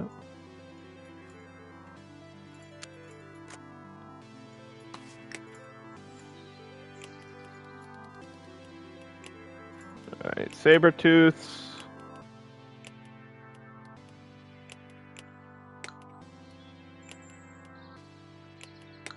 Okay, hold on.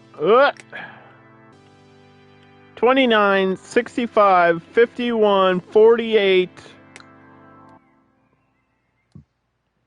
We're still waiting to unlock some things. Welcome to Dino World.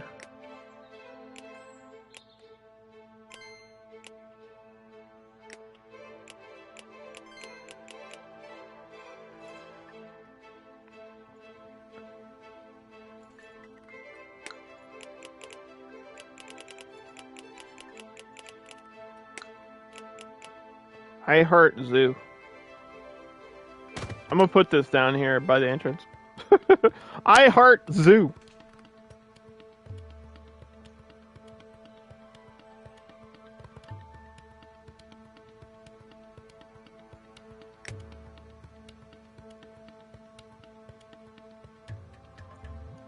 Mm-mm.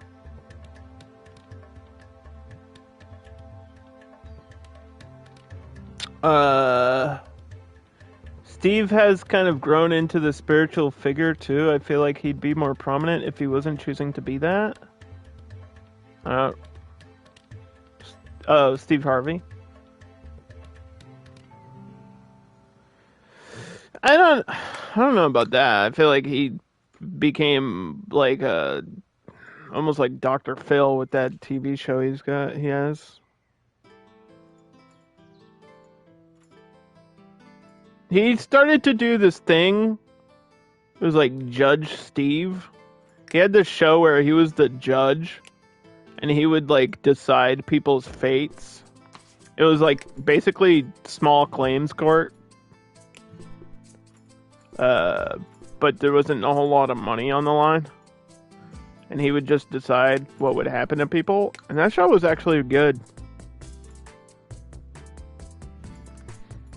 I don't think I've ever actually watched like his talk show, because it's like daytime. I don't really watch TV. It's like daytime TV on cable. I don't watch cable. I don't have cable.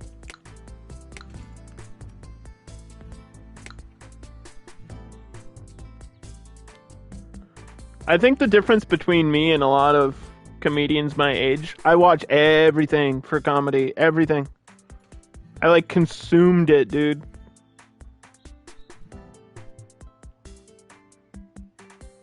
Because I know the difference between what's funny and what's not.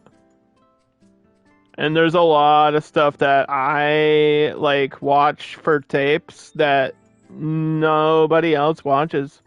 I watch like Def Jam and Yo Mama and Keenan and Kel and like all this really cool offbeat comedy that like nobody I know watches. What's the other one? It's like Def Jam, but it's not Def Jam. Oh god, I love it too, and I always forget the name of it. Spittin'? Is it? I think it's called Just Spittin'. Anyway, it's like a roast battle. It's like you get a one-liner. That's all you get. You get like a one-line roast, and then the next person has to... It's kind of like Wild and Out. You know the show Wild and Out? Wild and Out? Like Nick Cannon's Wild Out? It's kind of like that, but less complicated. And it's like two teams of people, and they'll like roast the crap out of each other. Dude, Monique. Holy fuck. It's nuts. That like changed my household. My parents were like, "What are you doing watching this? We are like the whitest people ever, and you're watching like the blackest comedy." And I was like, "'Cause it's funny, man. Funny's funny. I don't care like about anything. If you're funny, you're funny. It's period. It doesn't matter. That's all that matters is the joke funny? Yes or no? Is the person funny? Yes or no? That's it. Nothing else matters in comedy. Nothing. Until you break a law or steal a joke, all that matters is, are you funny? That's it. Because there's comedians that are wildly popular that are not funny. Joe Coy, Amy Schumer. It happens, dude, and it's weird to me, and I don't get it. I don't understand how these people gain so much fame. They're not funny. They're arguably. It's not even like, comedy's subjective, humor's subjective. It's not even that. It's like these people are not funny. They're arguably not funny. If I'm watching a stand-up set and I walk out of the room, that's a bad sign. If I'm telling jokes on stage and somebody walks out, I feel like shit, dude. It's like worse than getting catcalled or like interrupted or, it's worse. Somebody leaving during your set is worse than them like saying shit to you out loud. It's so much worse. It makes you feel like crap.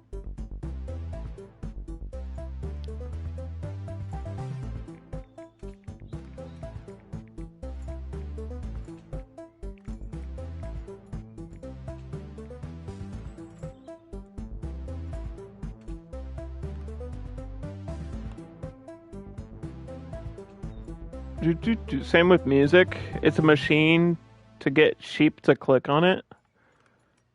Yeah. I think it's that way with everything, though. There's things that are really popular, and I'm just like, this is not good. I don't understand. Like, we were talking about the Stanley Cup with a bunch of people recently. I don't know if I talked about it on stream. I think I did a little bit, but not a lot. And I was like, dude, this is like, I don't get these kind of things. I don't understand it. I don't know if it's because I have like this old school mentality, or if I'm just not like super social. I don't know. Like, I don't care if I have something that's cool. I don't think I've ever bought something because it would make me cool. I don't think that I've ever done that.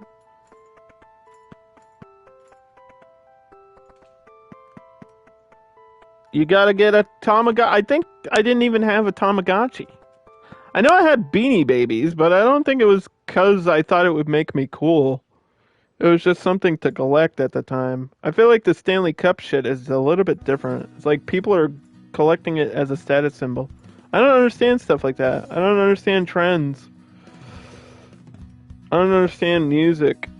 A lot of modern music, I just don't get it.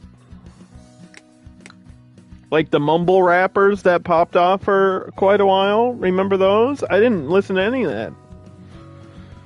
Except for X. Because X definitely, the guy had talent. Clearly. But like, yeah, mumble rap and stuff like that, I don't get it. There's most pop music. There's some pop music that I'll hear and I'm like, yeah, this is super catchy, so I get it. Like Dua Lipa. Ariana Grande, I think, has a great voice, but I don't like her music.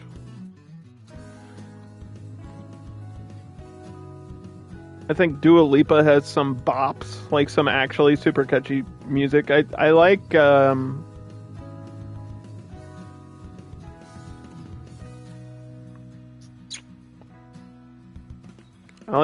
Little Devil, you know?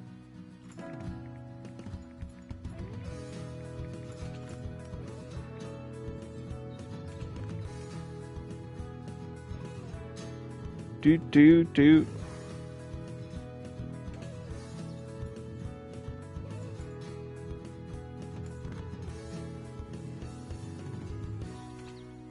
Am I still following her, by the way? I thought I was. Am I still following Doja Cat? I am. Alright, let's go. Oh, she hasn't tweeted since, like, September. That's right, I forgot. I was like, dude, Doja Cat used to have, like, the best tweets ever, and now she doesn't tweet. It's such a shame.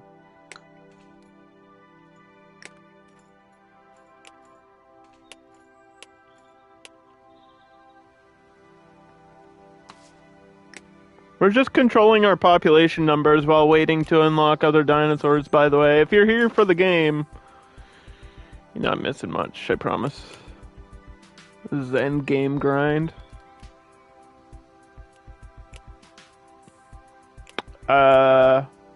There's a demand for comedy, also big money ties to invest in it. That would be great. If anybody out there wants to pay me more money, I'll take it. That would be great. I don't know if there really is a demand for comedy. I don't know if that's true. That would be nice if that was true, but I'm not sure if it is.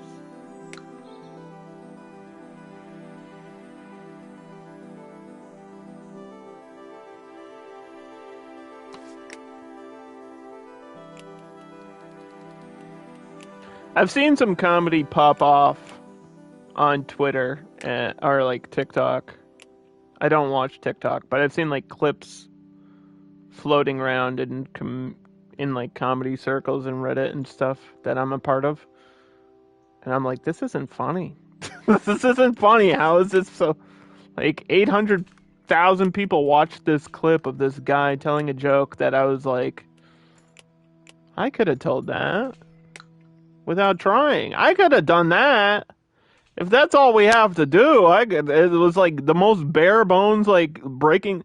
I guess the joke was that it was breaking down the joke to be even more basic than it needed to be. You know what I mean? Like, it was just stupid because it was stupid. I like stupid jokes. I tell stupid jokes, but they have to be funny to me, at least. That's the difference.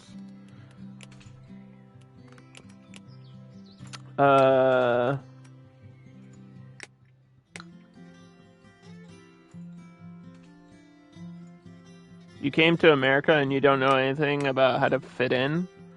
Just, here's what you do. You do what you think is the coolest thing to do, and then you'll fit in. So you have to do the most generic things. You have to ride a bike while wearing a biker jacket, while smoking, while wearing sunglasses, while listening to hip-hop, while knowing how to dance. And you have to be really good at dancing. You can't just be okay. You have to be really good at dancing. And you have to know all the trending TikTok dances by heart. You have to know how to Fortnite emote in real life. And you have to reference memes constantly. And if they're not, like, older than 3 months, then you're doing it wrong, Steve-O. Okay?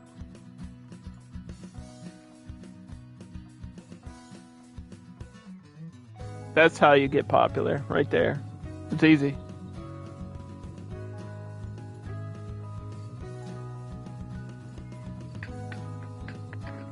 Yeah, I guess we have to wait to unlock animals to put them over here, don't we? 4378. I think the next thing's gonna be this next big bird. The big borb.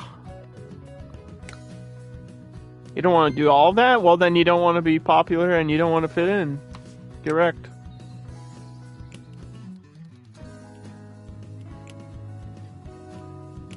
I guess you don't want to fit in then. You also have to be a Twitch streamer, and you need an OnlyFans account at the same time. You have to do both. It used to be YouTuber. YouTuber used to be the cool thing. YouTuber is no longer a good connotation. But if you say you're a Twitch streamer, there's a little bit of respect on it. Just a little bit. Like a tiny little bit. People are like, oh, that's cool. Or they're like, what the hell is Twitch? It's one of the two. There's nothing in between, and there's nothing outside of those two things.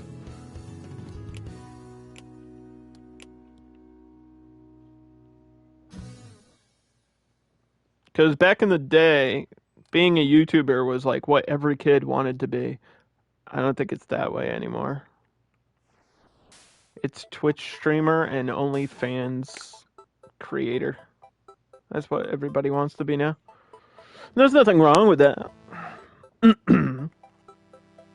But like I said, I don't get most trends. I don't care.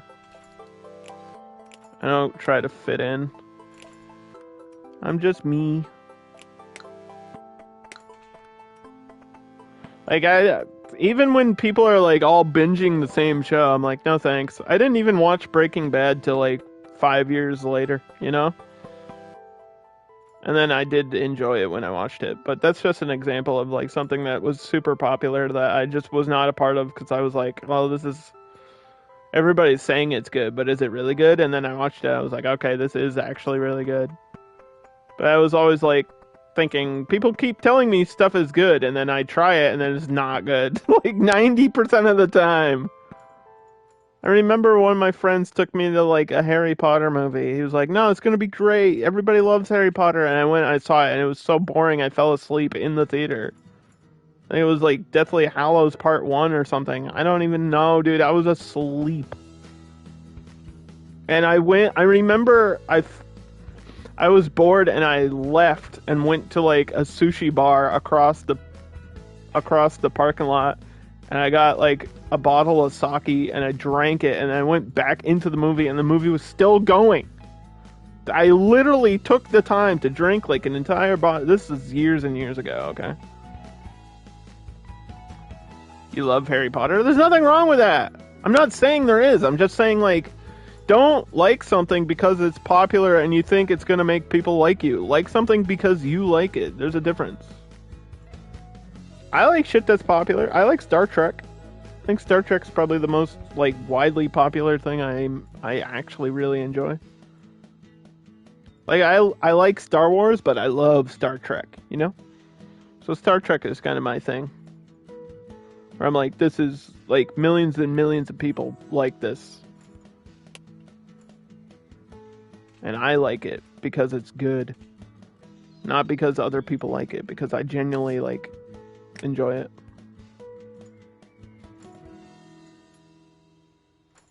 Same thing with video games. I'm playing an indie builder because I like builders. I like simulation games. It's not even the most popular genre. Like, it is the same thing as Twitch, dude. If I wanted to pop off right now, I'd be playing like GTA RP or like Fortnite or something like everybody else is playing. Or Lethal Company, whatever's the trending game of the month. I think Lethal Company is up in top 5 all the time now. Like, it's the new Among Us. There's nothing wrong with Lethal Company. People hear me say that stuff and then they're like, Underdog hates Lethal Company. Underdog hates Fortnite. No, I don't. I just don't want to play it. I don't care. I wish fighting games were more popular than they are. I think Tekken 8 will be really popular. But only as popular as a fighting game can be.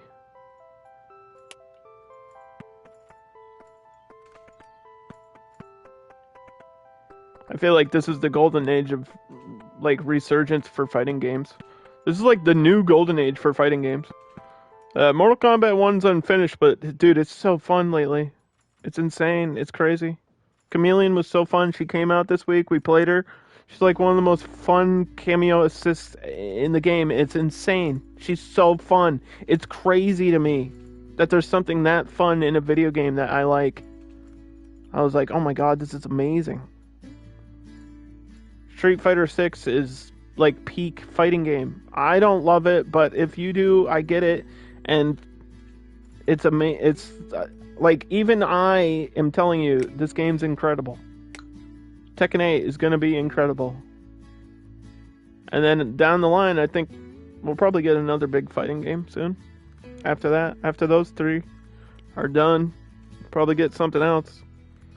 And then all we need is somehow that GGPO for Sam Show to actually work. And then I think the trifecta is complete in unity around the world, and there will be rainbows in the air or something. Hey, Erica!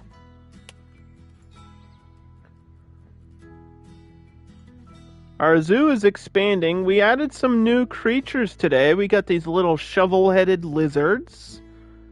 We got saber-toothed tigers today, which is fun. Look at all my saber-toothed tigers bouncing around, climbing and doing things that kitties do. We have some bipedal ceratopsoids. We've got the spitting dragons. You know, the Dilophosauruses. We've got some little spiky boys. Small spiky boys. We've got these spiked long neck dinosaurs, the Amagorosaurus. It's hard. This one's a little bit hard to say, but they're there. And then we have these little parrot dinosaurs that are weird looking, but we love them because they're half bird, half dinosaur, and you know I love birds. I do. I actually really do. This is so close to being done. Is this an Arctic bird? Do birds live in the Arctic? Is it like a penguin? With wings?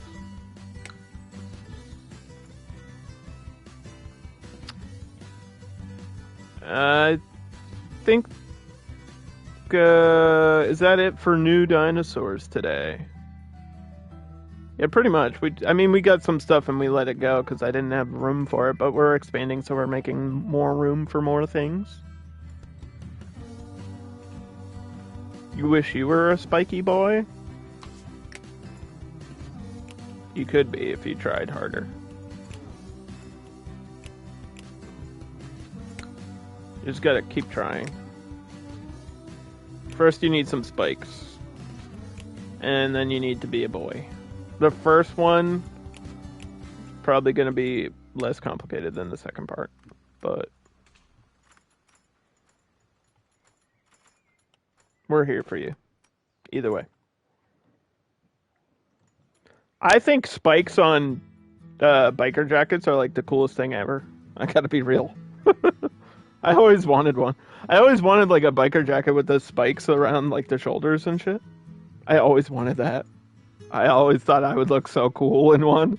That was my cool thing. That was how I was gonna fit in, like Steve-O wants to. That would be sick as fuck. I know! I'd look so good in it, too. Don't even lie. You know I would. I'd look amazing in that. I'm a guy that looks good in a suit. I'm not trying to toot my own horn. Listen, I hate myself more than anybody else, but... Dude, I look good in a suit, man. Say what you want about me. You guys can make fun of me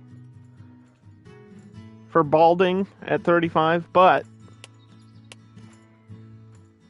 listen, I look good in a suit, so therefore I look good in a jacket. It's because a suit is what? A suit jacket? Oh my god? That's crazy, Underdog. You would look amazing in a denim jean jacket, like full Canadian tuxedo. Yeah, I'd rock that shit, and you know it. You know my ass would look so tight in jeans. What is this stream turning into? I apologize. I don't know what's happening. I can't stop.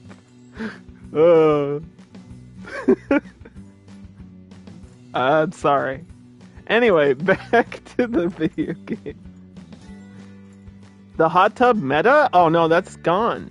No, the hot tub meta is over. It's all about, there's this little floor exercise machine that you stand on and it, like, wiggles your butt. You have to do that while looking in a mirror. And then the camera's on you. But the audience can see your butt jiggling in the mirror behind you. That's the current meta. And by the time somebody hears this, that meta will be gone and there will be a new meta. Butt wiggle stream when. I feel like if I do it now, it'll be too late. That's the problem. If I do it now, it'll be too late. Y'all should check out Morgpie. She is the leader on the next meta. I need to set the next trend? No. We just had a whole discussion about this, dude. We literally just talked about this for like an hour. I am not a trendsetter or a trend follower. I do my own thing. I'm a rebel, baby. I'm a rebel. Do my own thing. I'm an individual. Believe it or not, I know that's crazy. Where did all these crocodiles come from? We're having too much fun here today. I apologize. If anything interesting happens in the game, I'll be sure to point it out.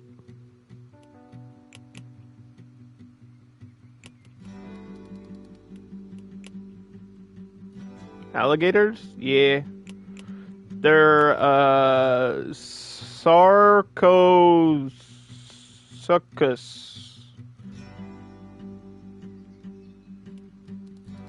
You're from Florida, they are you?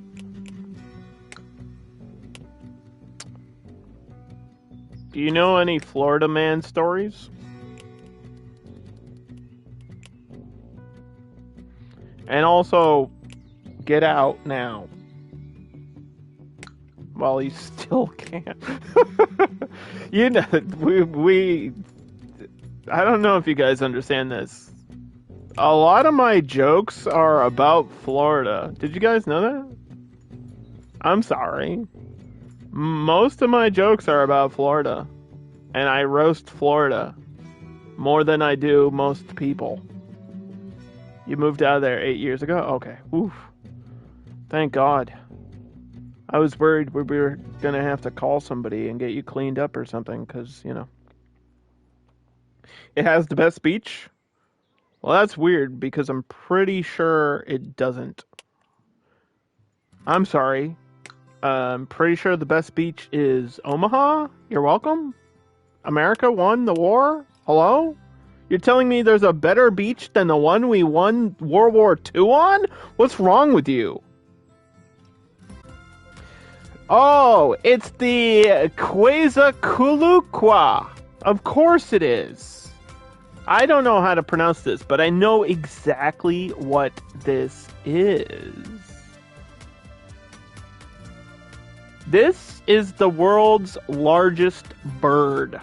This thing is gigantic. This thing is like twice the size of a person. And I believe they are in the Jurassic World Evolution 2 video game. And we had one near the end of that playthrough. Dude, they live in glass?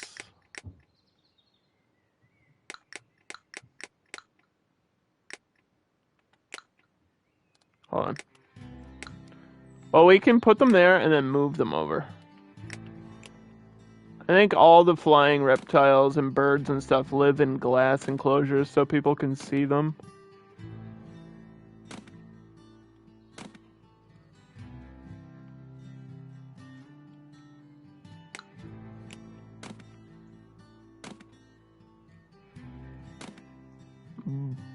Bird. We getting a borb. Big borbs. Okay, that'll arrive tomorrow. And we're probably gonna have to hire a new person because I don't think I have a person for over here. I have to pay attention to the video game. Hold on. We're actually playing a video game here, believe it or not. I'm just a girl in the world. That's what I thought of when you typed that. I thought of that Gwen Stefani song. Florida rehab? If you were in Florida once, you probably need it. No offense.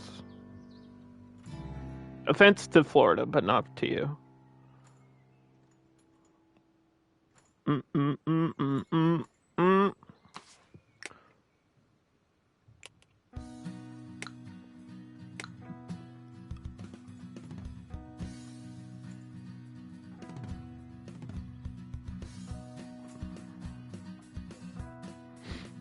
Did you know Florida banned dictionaries?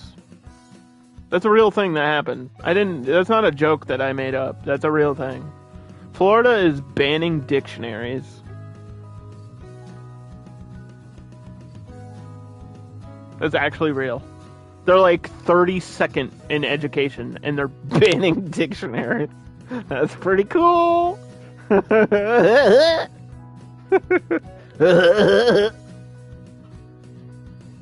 That's pretty cool.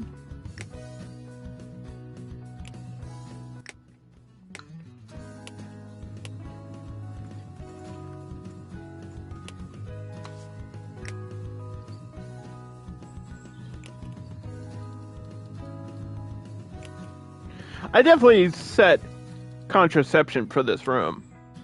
100% I did.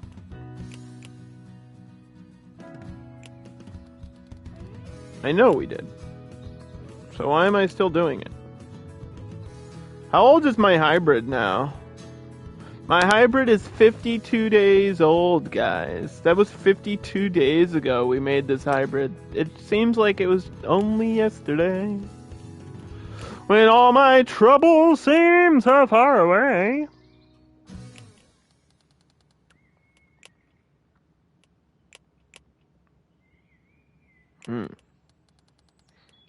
Thanks for livening up the chat, though, Steve. I do appreciate it. We're gonna give a shout out to Erica. Because she needs to stream. Everybody tell Erica to go stream right now.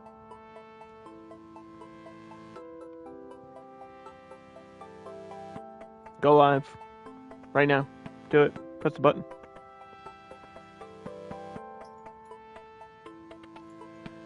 Do, do, do, do, do, do, do, do.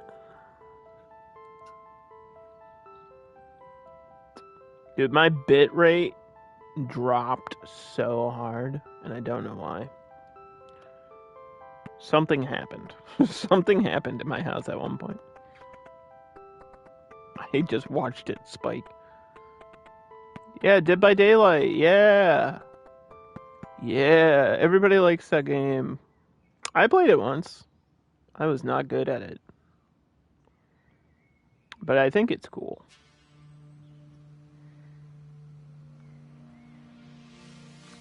Dead by Daylight is a perfect example of something I should like. Something I should like a lot. And be playing all the time, but I just don't. It's me being a poser. I say I like Hellraiser, but I don't even play the game with Pinhead in it. I'm a poser, guys. I'm a fake Hellraiser fan. I've only seen Inferno once. I'm a fake Pinhead fan. Not a real Pinhead fan.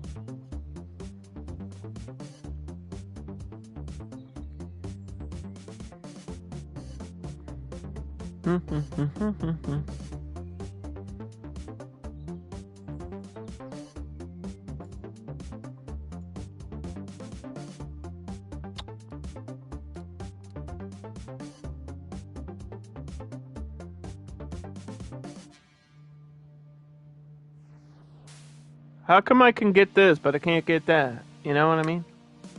What's the point? What's the point of getting the one thing if I can't get the other thing that's directly connected to it?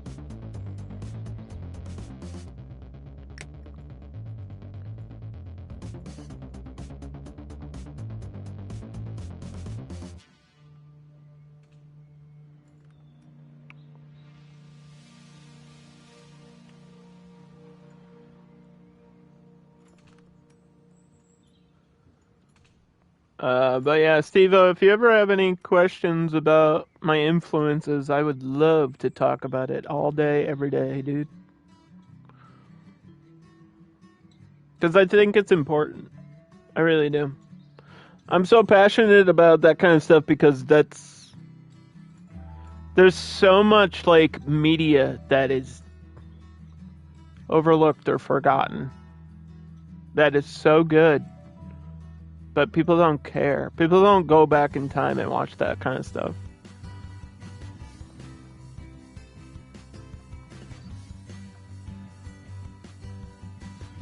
I was talking to my mom about Keenan and Kel.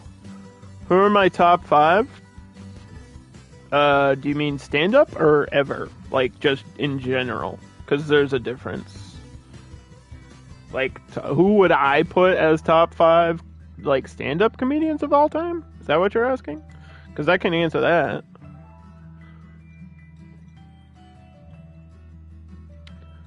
Stand-up specifically. Number 1, Dangerfield. Number 2, Eddie Murphy. Number 3, probably Carlin, just for changing everything. Number 4, Dice Clay. There's no question that he should be up there. He sold out fucking arenas. It's insane. I don't think there was another comedian at the time that was even close to Dice Clay. He's still doing good stuff on Instagram. It's crazy. Number 5. It's a tough call. Like, there's 2. I think John Panay or Jimmy Carr is probably at 5. I think they are that good. I know a lot of people don't like Jimmy Carr because he's posh, but he's good. He's really good at his gimmick. He does it really well. We're talking stand-up specifically. Like, stand-up is hard, man. But Dangerfield 1, Eddie Murphy 2. Like, there's no question. You watch Raw. Like, watch Eddie Murphy Raw. This shit's insane. Like, Eddie Murphy changed comedy for everybody, not just for one group. He changed comedy for everyone. Because everybody was like, wait, you can sell out arenas? You can sell out an entire theater for a month straight?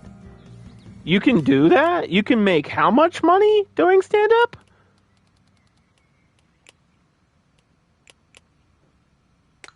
You can be a celebrity on TV for being a comedian? What? You can get into Eddie Murphy got into movies before it was cool to be a comedian in a movie. Like, maybe there's a few that were before that? But damn, dude.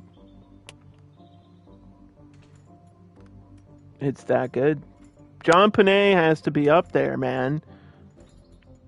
John Panay, his delivery is just so good. His stuff is so funny. I don't see the argument against him. I don't. And he's like a guy nobody even talks about when they talk about top 5. And I'm always like, John Panay has to be in the discussion. You watch I'm Starving? Dude, that set is insane. It's killer. I don't do ups, I do downs. I don't stand up, I sit down. It's like so basic jokes. It's so basic and it just works. I went on a cruise liner, it sank. You know, like simple, like one line. That's the stuff I love in comedy. It's simple one-liners, wordplay jokes. That's the kind of jokes I tell because that's the kind of jokes I think work best. Because you don't have to judge anything. You just hear the joke and you laugh. You don't think about it. It's just Hedberg? No. No. No.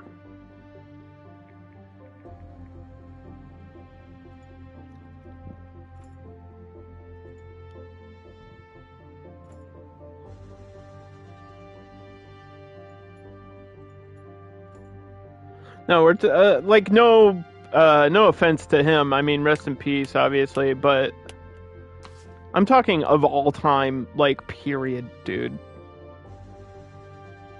I know he did one-liners, but I'm talking, like, all time. Like, the best to ever do it, period. Mitch was good. I don't want to say anything negative. But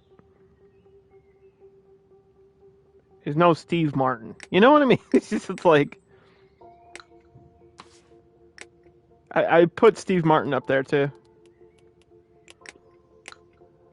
Steve Martin's stand-up is dude, it's so good. Like Ed Sullivan show, Steve Martin, early days Steve Martin is the set in front of the dogs. I think that's like one of the best gimmicks I've ever seen. The hanky joke is probably one of the, it's like that is the basis of everything. Everything that is prop comedy came off of Steve Martin doing the handkerchief joke. What do you do with this? Put a little boogie in it, and then he makes it dance. That is the like most cliche joke now, but back then that was groundbreaking for prop comedy. Because Ed Sullivan was like, if you're funny, make me laugh. He did it with a handkerchief in 2 seconds.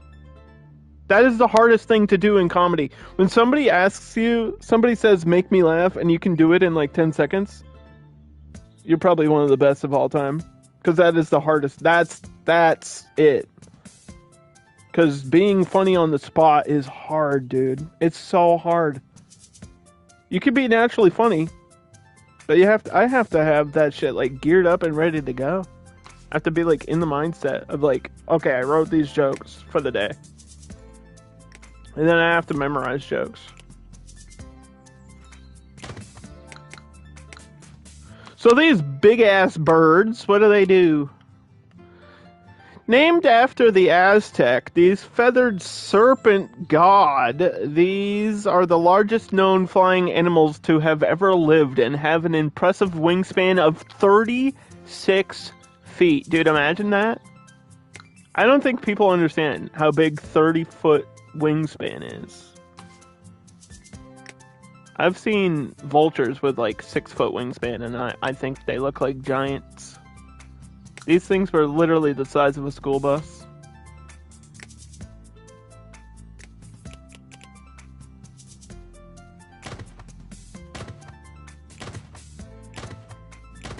Birds.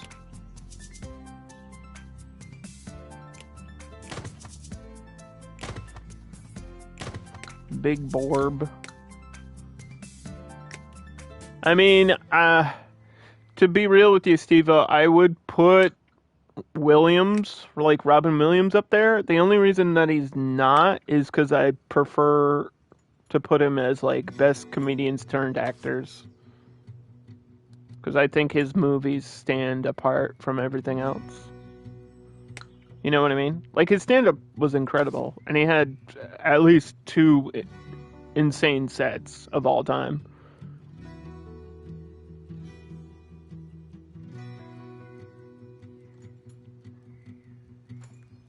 Like Unhinged and Alcoholic is an incredible set, and I forget the name of the other one right now, but the other one was just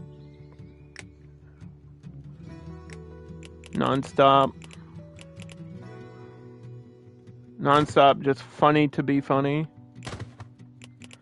We'll give these guys high beams because they do be bourbon. They do be burbs. Okay. What's up, Geekette? Let's say Stegosaurus? Not to be confused with the Stegosaurus. The Stegosaurus is kind of like the Pachycephalosaur, right? But smaller.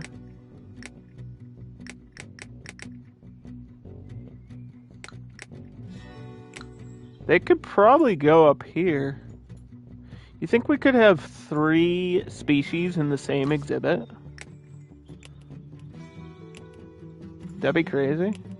Or should I make another jungle one?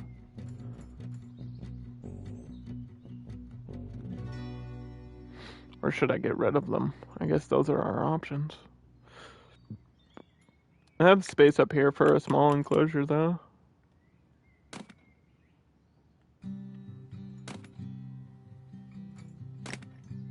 Oop.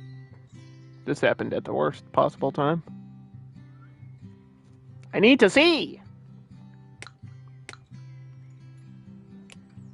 Ah, get out of here!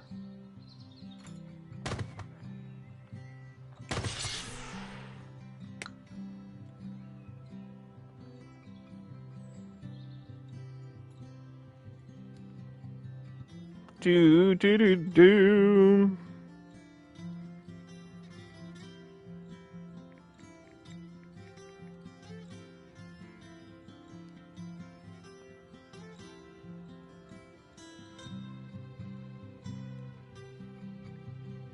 It sucks because some of my favorites are like sus. Well, one of my favorites is like on that line of being like, a problematic person. You know what I mean? It sucks. That's like the hardest part is having somebody you really like and then you're like, oh no! Oh no!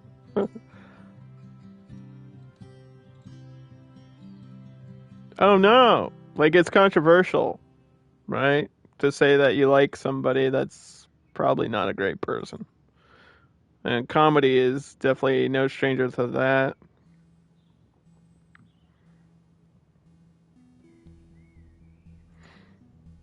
I don't see Don Rickles as stand-up. To me, Don Rickles was just a roast comedian.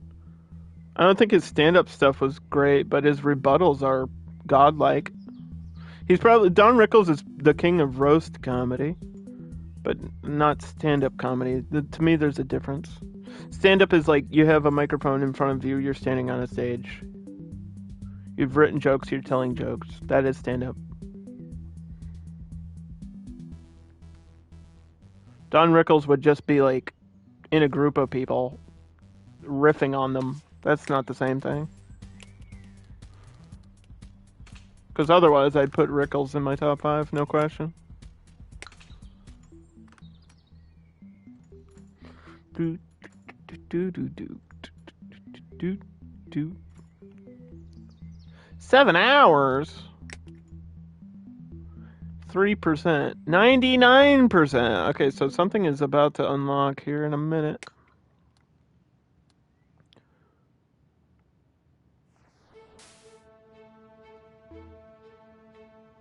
The giant skeleton archway. Can you actually go like underneath it?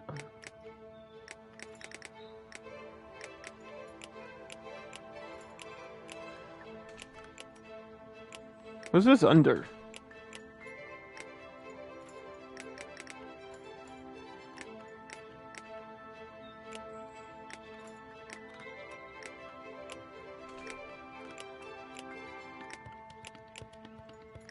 Where are the giant skeletons? I am not seeing them.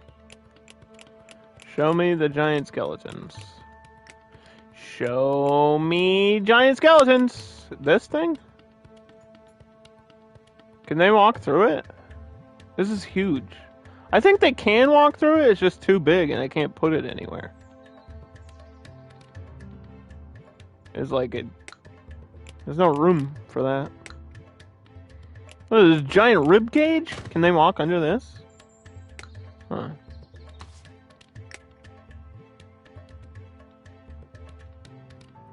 I think they can walk under this too.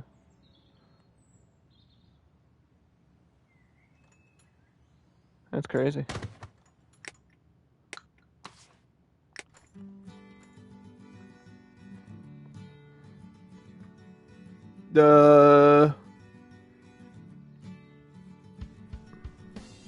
My problematic person is Joan Rivers, by the way, if you were wondering. I think Joan Rivers is probably the best female comedian of all time, but she's definitely problematic for multiple reasons.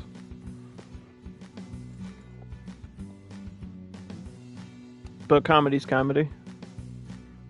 Like, as a stand-up comedian, probably the best female comedian, like stand-up comedian of all time, period. I think people just focus on her, like, controversial statements and not her old comedy. Like, people forget where she came from, you know? But Joan Rivers, like, Hollywood lineup, dude, that is... It's like S+. It's an S+ tier comedy. It's just funny. It's like side-splitting comedy. The what? This is another bird. The phosphoricide. This is like a flamingo. An ancient flamingo? Is that what this is?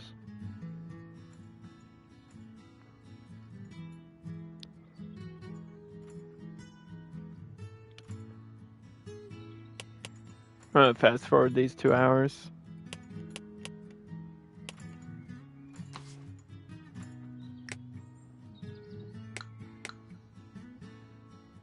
We'll learn about these and then I'll probably either move them or drop them. The Stegosaurus have thick domes atop their heads, but they might have used the headbutting as with contests of others of its kind. That's not much different than the Packies. So if we click on this, we click here. Why can I not select more than one?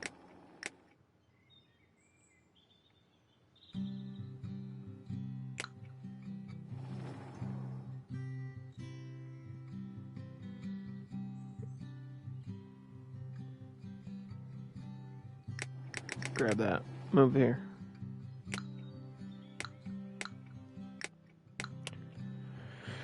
Did we give Geekette a shout out? Because we have to do that today. Today is a very special day. In case anybody wasn't paying attention. Today, as of now, as of right this second,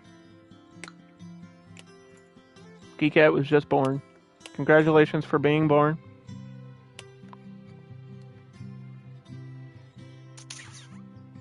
I guess we can keep them. I guess so. We need somebody to take care of them, though. Did I put this person over here? Because they need to be. This person's taking care of that. I don't know if they can go all the way up there. I might assign them for now just so those get fed. And then we'll have to look for another employee yet again. Back to searching.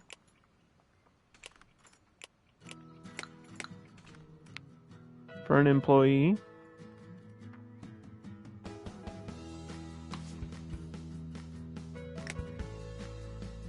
Right, decorations.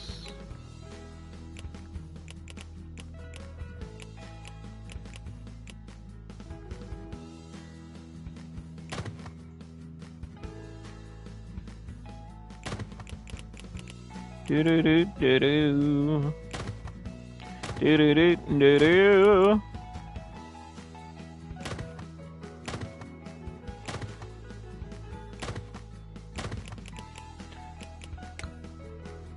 Enrichment. Give them some balls to bounce around.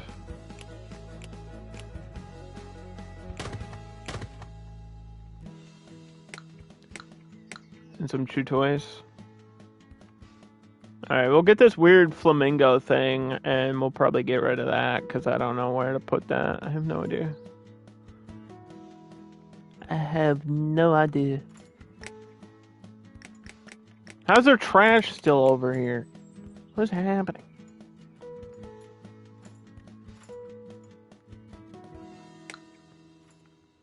I can't believe it. I can't believe it's not butter.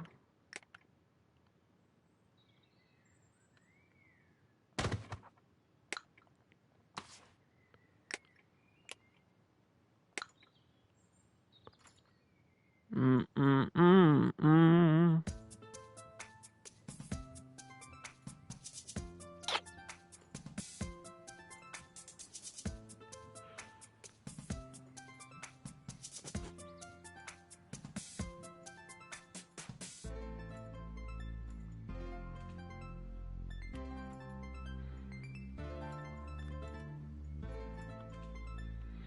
Mm-mm-mm-mm.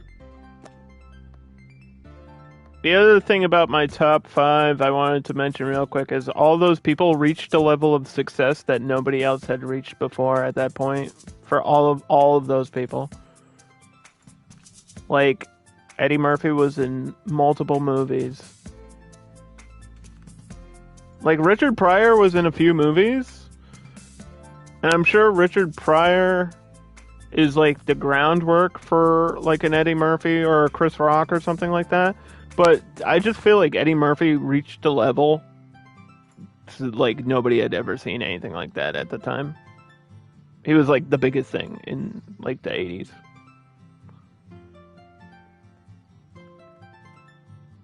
Like Beverly Hills Cop is, you know, peak like movie, dude.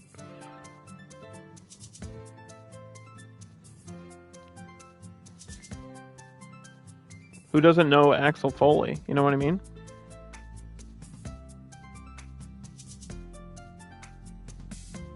And cruise liners don't get comedians if there's no John Panay.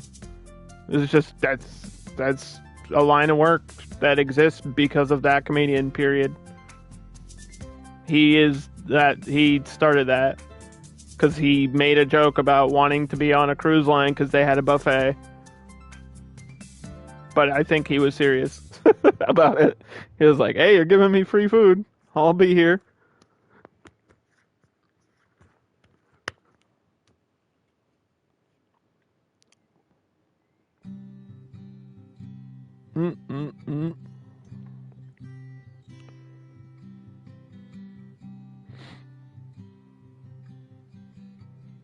And Dangerfield was like the biggest thing to come out of Carson.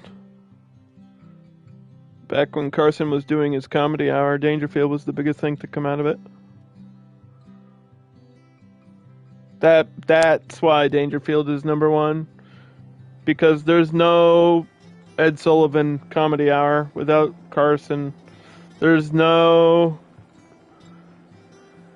comedy on TV without Dangerfield.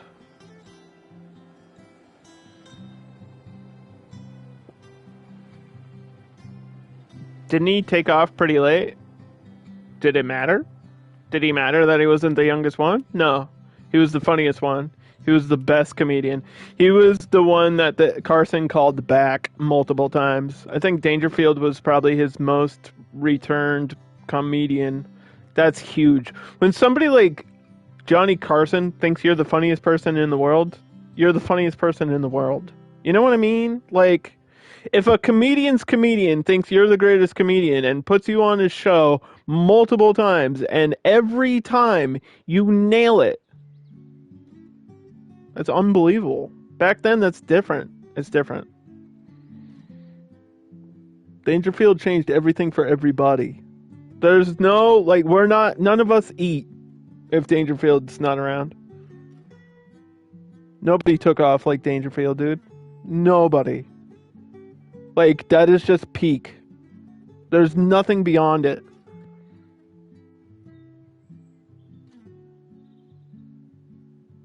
People talk about Caddyshack being a classic comedy movie.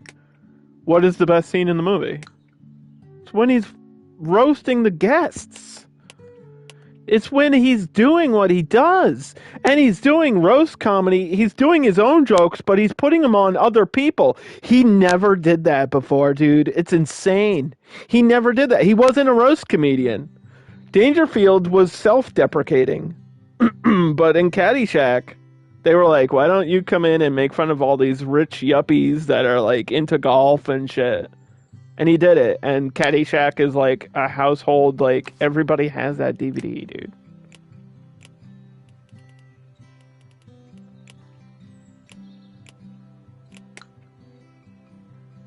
I feel like people don't understand how huge Caddyshack was. There's no Chevy Chase or Bill Murray without that movie. Why? Because of Dangerfield. Like, those other two huge comedians?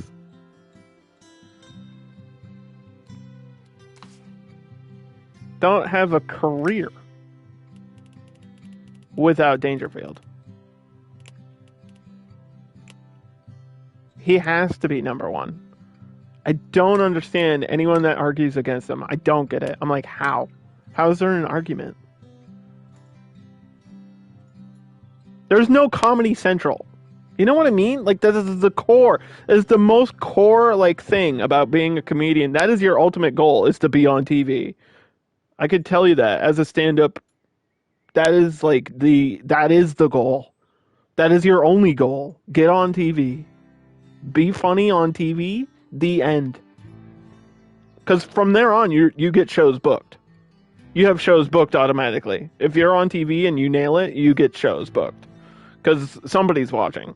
Either an agent or a manager or some like club owner or whatever it might be. Somebody's watching that. Somebody's always watching Comedy Hour. Like, somebody's always watching the talk shows that bring on comedians.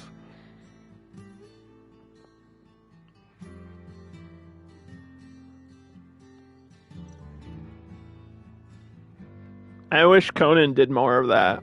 I wish Conan had more comedians, because I feel like Conan could have done that more. That's the only thing I wish Conan did. I wish Conan did more of that, and I think he didn't want to. Because he wanted to fit in and be like every other talk show host. Like, he would have comedians on, but it wasn't super often.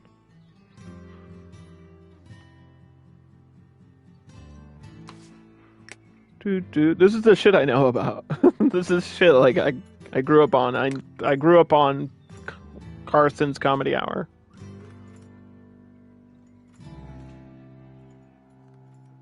I still go back and watch it all the time, like literally all the time.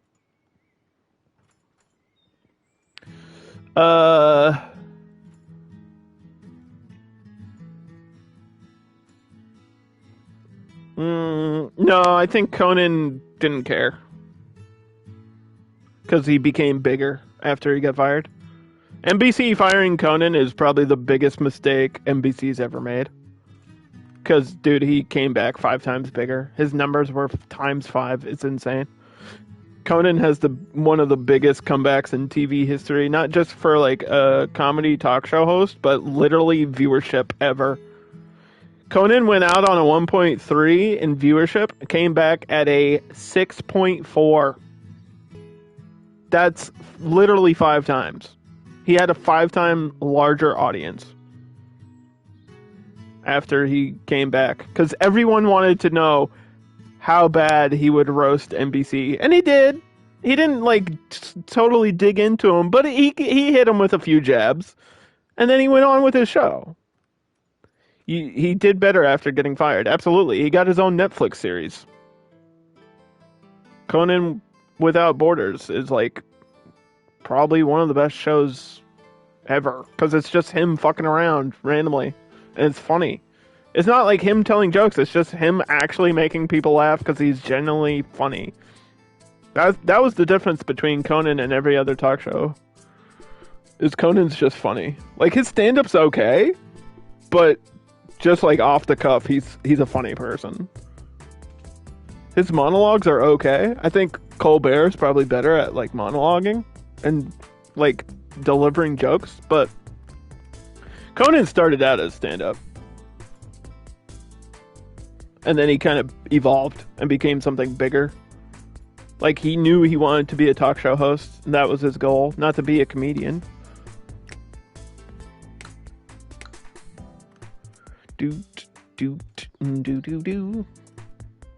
Okay, so we got the big bird. I'm sorry. I'm sorry that we're just kind of talking. We're just talking, chat. We're just here chatting. I got the amber, though. And the bracky. Alright, before we select the bracky, I might need to move things around, because this is going to need so much space, dude. I think what we'll do, we'll make an enclosure, move these things out of the corner, and then put the bracky, like, in that top corner, because it's going to need the most amount of space.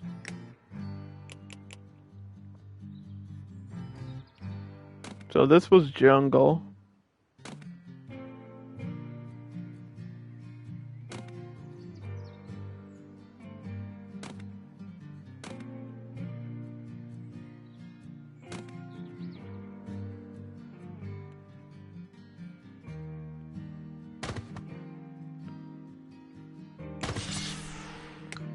Did I fuck this up? I fucked this up.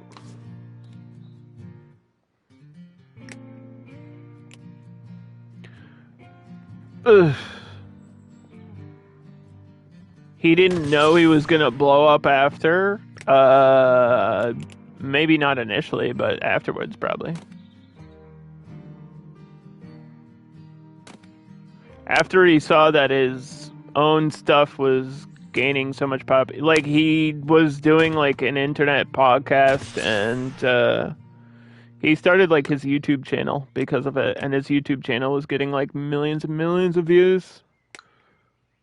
So maybe not. Yeah, you're probably right. Like he probably didn't know that was going to happen, but I think probably over time he just kind of assumed. He was like, "Oh, I have something here." He's like, "I have a following and people like me."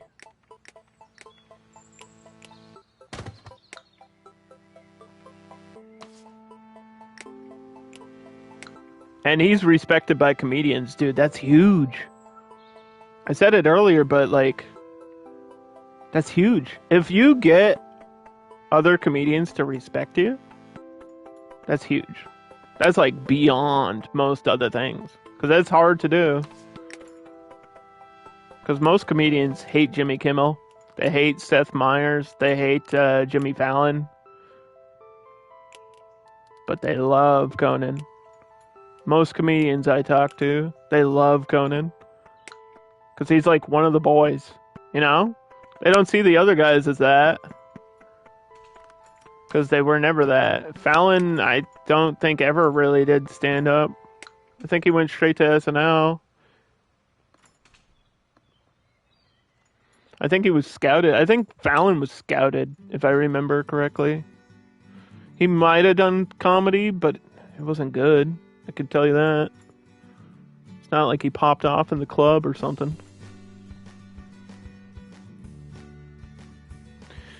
What the hell? I have to do this during the day, game. Who made it nighttime? How dare you? We got major stuff to do here. What a boring enclosure. Get out of my zoo, you're boring. What do you mean boring? There's dinosaurs, it's not boring.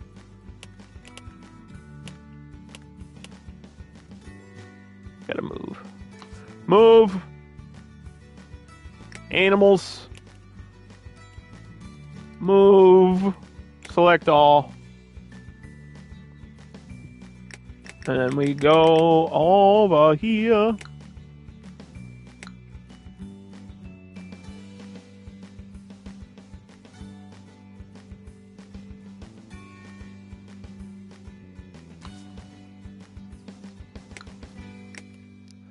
And we pick this up.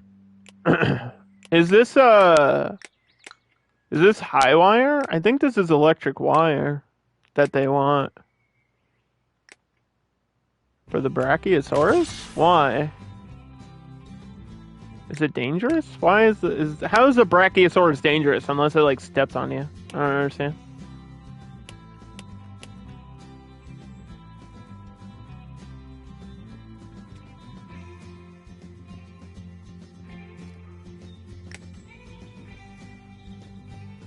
Alright, boys. Let's get you some water, shall we?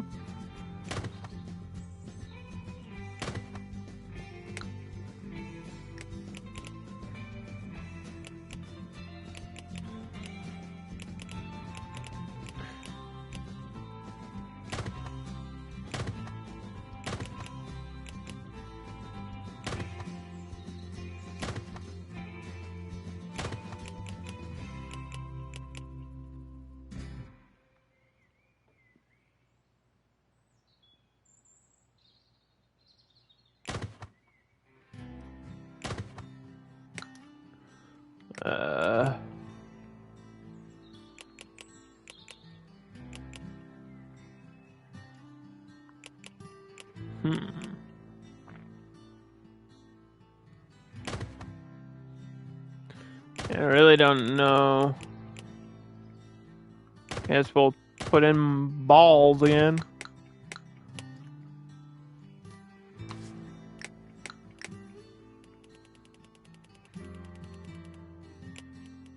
Lynette.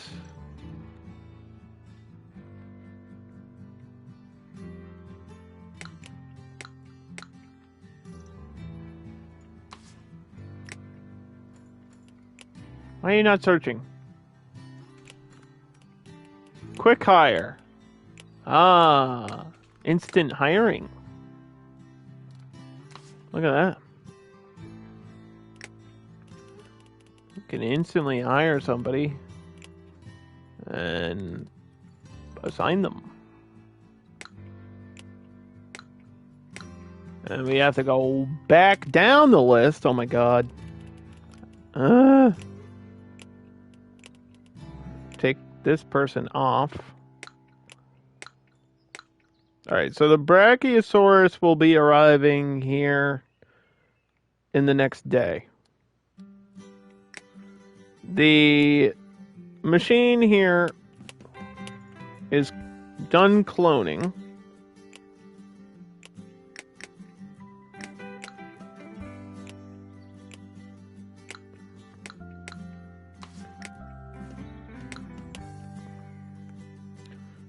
These are dying off, dude.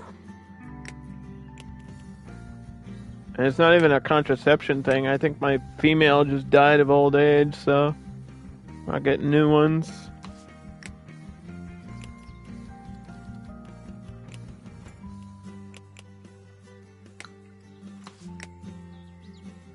They're all boys!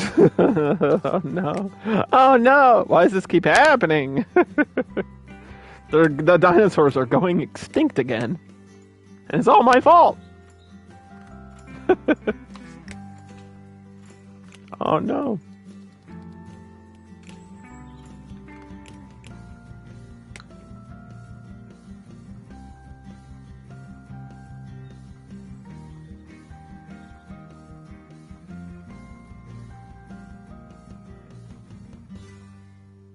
Do.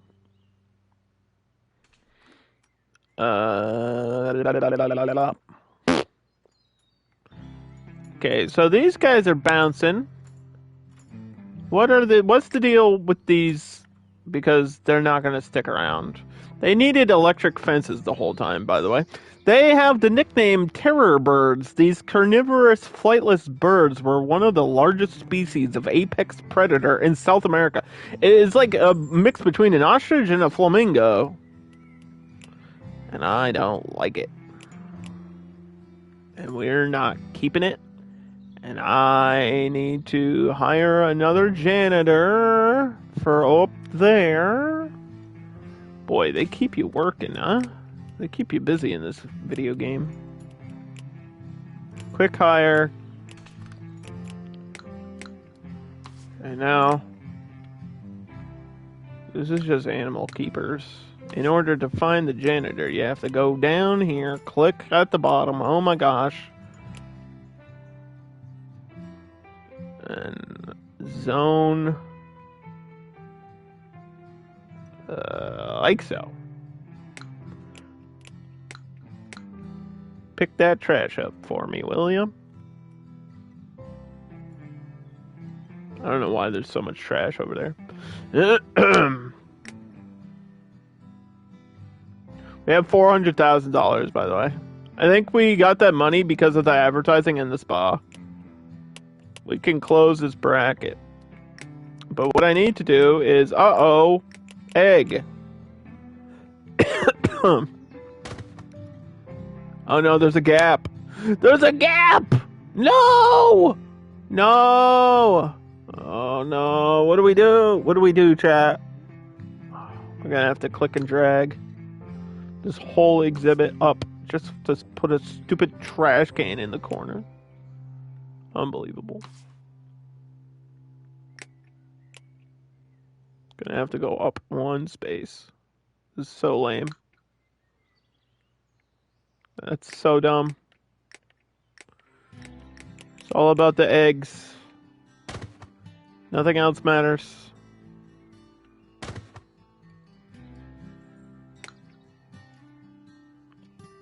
What about Seinfeld? You just said Seinfeld with a question mark. I don't know what that's supposed to mean. Seinfeld? Seinfeld? What's the deal with me? It's just an episode. My thoughts on Seinfeld? It's a great show. I don't know what my thoughts on what.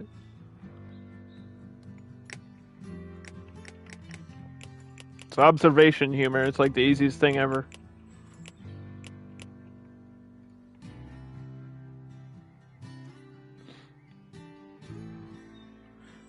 He got popular from the show, not from the stand-up.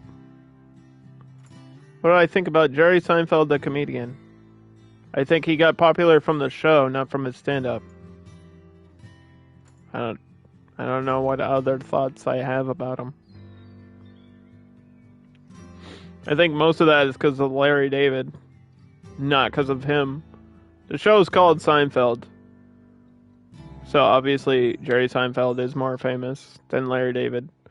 But I would argue Curb Your Enthusiasm is the funnier show than Seinfeld. And Seinfeld's funniest shit is when he's on Curb. It's hilarious. Jerry Seinfeld being just Jerry Seinfeld is funnier than his stand-up. I mean, I'm not super into his stand-up, but I like the show. The show is obviously groundbreaking and hilarious. I don't know what other thoughts I should have. What's the deal with Jerry Seinfeld? I mean, come on! Have you noticed this? Have you seen this?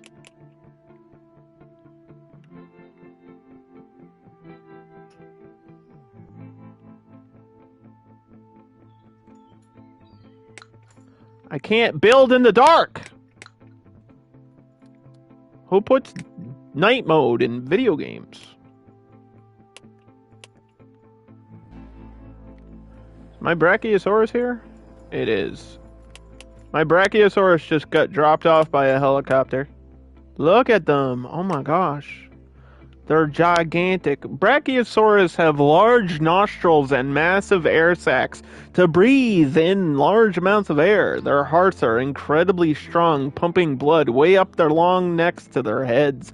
They live up to 390 days in game. That's crazy. That's one of the longest lifespans we've ever seen.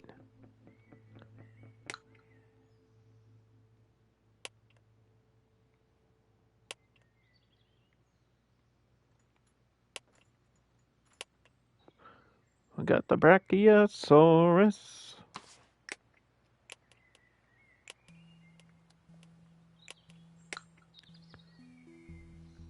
This enclosure's too small for the amount of dinosaurs that are inside of it.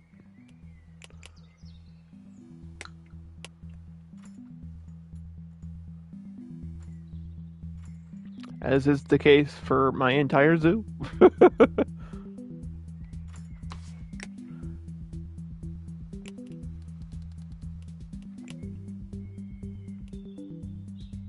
What are your thoughts on Jerry Seinfeld? Like, I don't know. What are your thoughts? Like, what? What does that mean? What do you mean? What's the deal?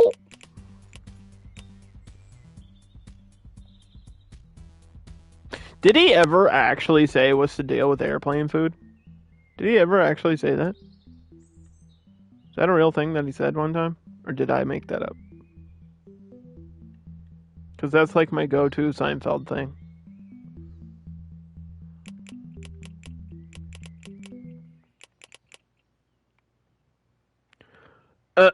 We were talking about stand-up. You don't find it that funny. Oh, well, it's not. It's just observational humor. It's not that funny. I don't think anybody would put Seinfeld as like a top 5. I don't think anybody would actually do that.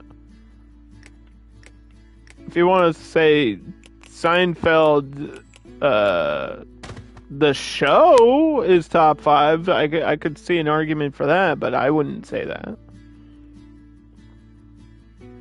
I'd say it's a great show. I like it a lot.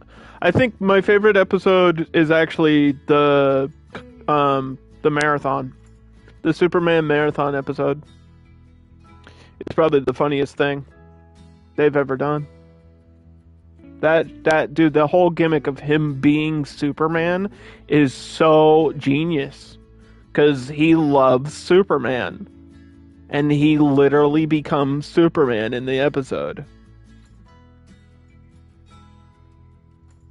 And he's like he's racing the other dude that he's like jealous of. It's so funny.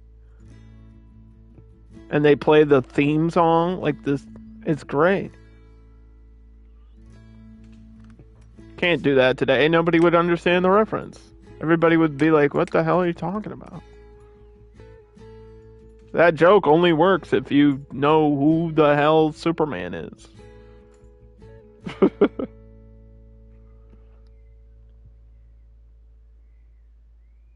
Like old school Superman. The TV show.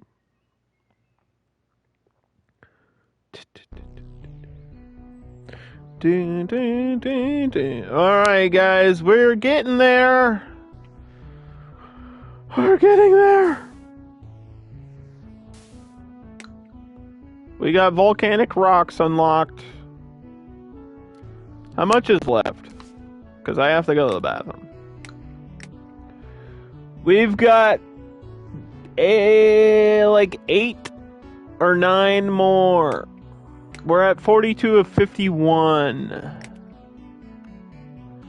China's done, Colorado's done.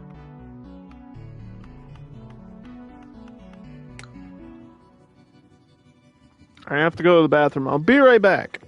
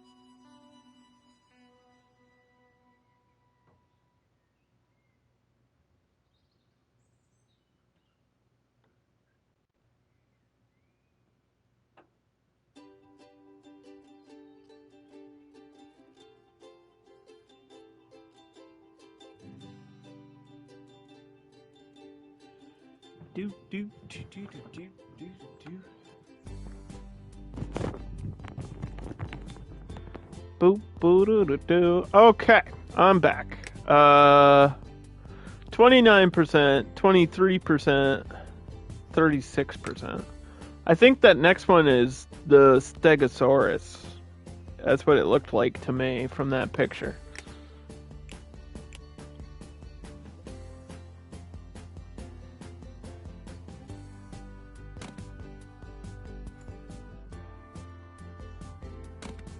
Build a little break.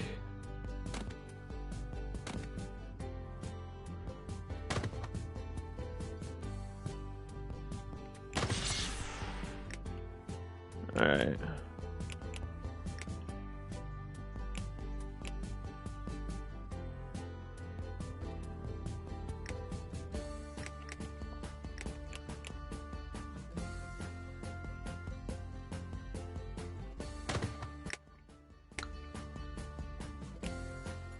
We don't need the vet, but I'll get it. I'll get the vet.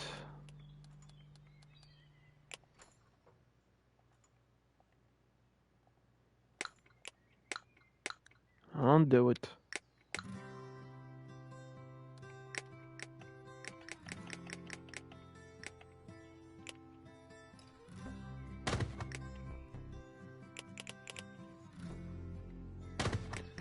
Should be the last egg, right? Please? No, we need one more. I hate this game. It's all this. Your spacing, your entire spacing for your entire zoo is based on this stupid egg.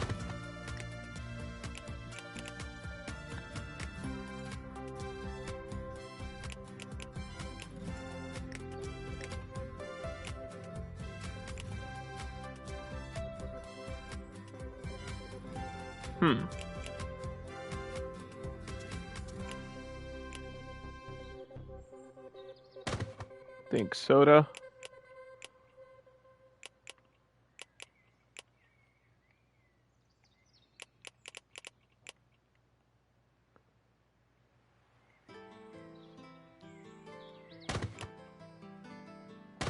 This is so we can have water in the background.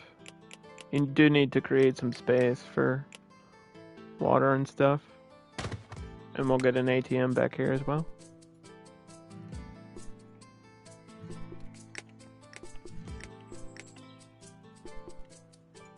I think this was pretty spaced out though. I probably didn't need this, but that's okay. It's alright.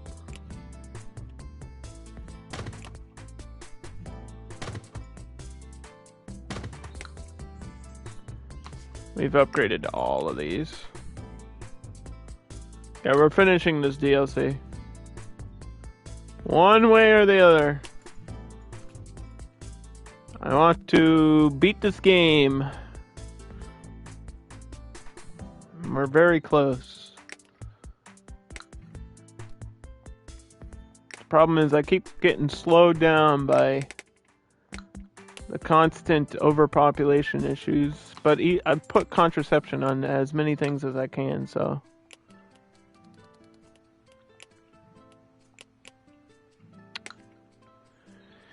Just gotta keep playing. Just gotta keep playing the game.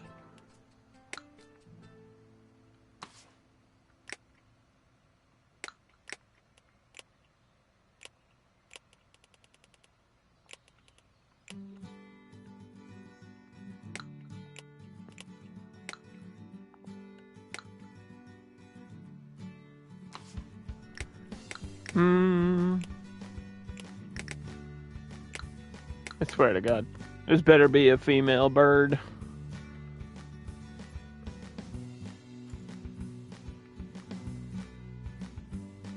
Or else these are goners.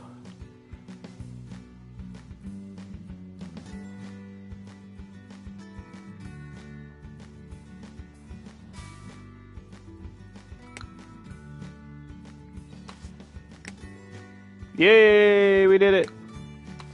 We did it! Okay. So we don't put contraceptions on these ones because they only live like a month in game, so there's not really a point. These we can just simply clone. But it's down to 2, so we'll take that off. These had it and then lost it. But that's okay. Because we're back to the regular numbers. These won't stop multiplying no matter what.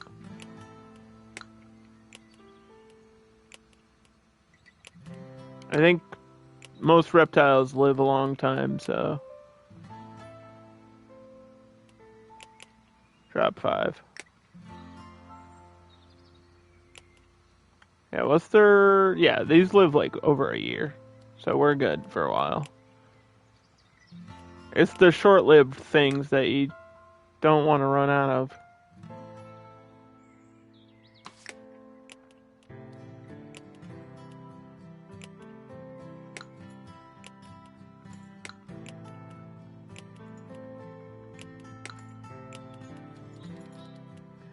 Do-do-do-do.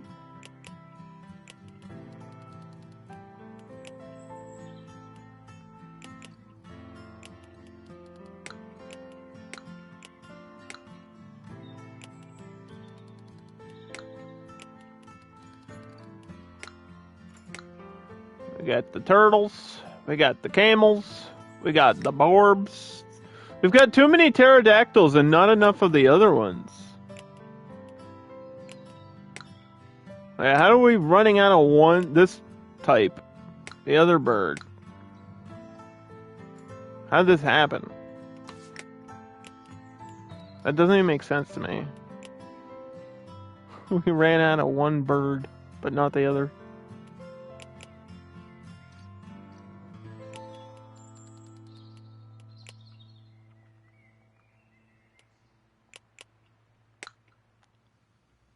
Okay, we have about 10 billion pterodactyls now.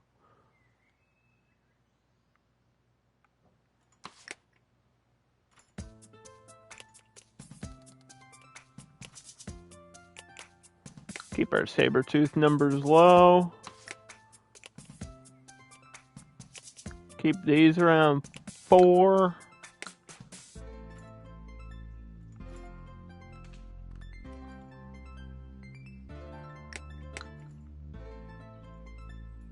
Mm-hmm.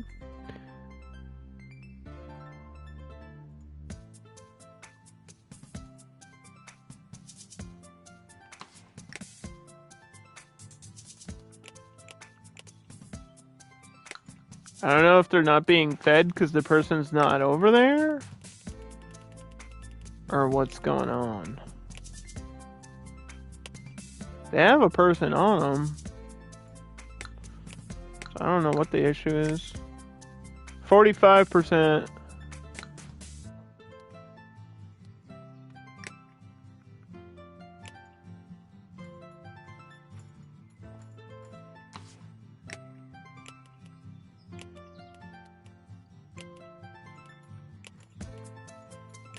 Right. I did review this game already, by the way. If you guys are curious, I gave it like an 8. I give this game, as a total package, for what it is, I gave it an 8. Which is really good. I mean, for the price that it is, 8 is great. 8 is great. That's what the number means. And that's including the DLC. I'm not going to rate the DLC separately because it's basically just more of the same. There's a few different features and obviously different animals and unlocks, both in Aquarium and Dinosaur Island. But as a whole, this game is an 8 out of 10. I don't know if it's better than Megaquarium, because Megaquarium is something special, but it's close. It's really close. It's good if you want like a super chill vibe. I don't know if this is like the best Twitch game, but this is like a really, really good chill vibe simulator. Because there's management, but it's not a lot of management. And it's only getting annoying now because I'm at the end, right?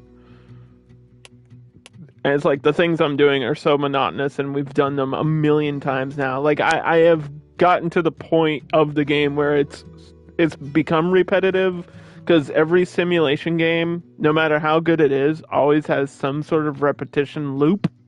Like a gameplay loop. Unless you're creating your own thing constantly. There's a loop in simulation games. So this has a loop, but it's not super exhausting or annoying until multiple hours in. So I would say it's really good for that. And it's impressive. For an indie game, this is really impressive because there's so much stuff to unlock. There's so many different animals. There's so many different dinosaurs. There's things we didn't even expect to be in here.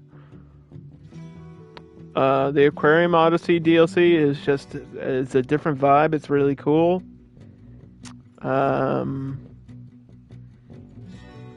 I think this game isn't for everybody. This game isn't even for every simulation player. Because it works in a specific way. You know what I mean? Like, there is a learning curve to this game, but once you figure out the learning curve, you get it immediately, and you're like, okay, I get it. It makes sense. The way it works just makes sense. And everybody that told me to play it was right. They were right that I should play it, because I do like it a lot.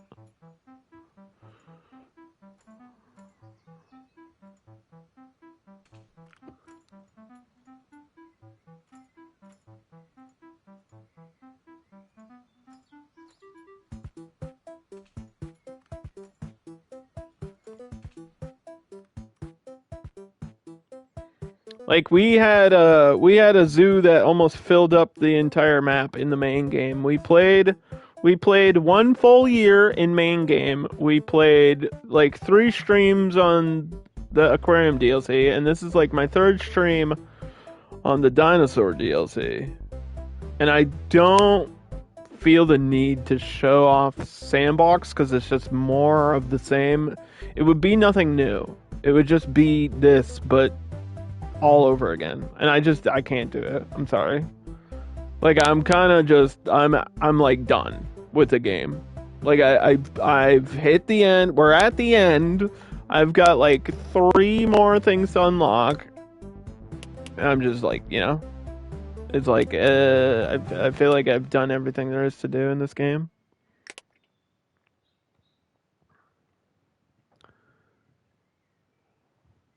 Yeah, I've done it all, and it seems good. And I wish there was more with this morality thing, but I get that that's not the focus of the game. That's more of a Frostpunk surviving aftermath. Like this is not it's not a hardcore game, so the morality stuff is just to unlock certain buildings. Other than that, it doesn't matter. But I'm glad that it's in here. And same thing with these heat maps. Like I never once used these, but it's nice that they're here, I guess.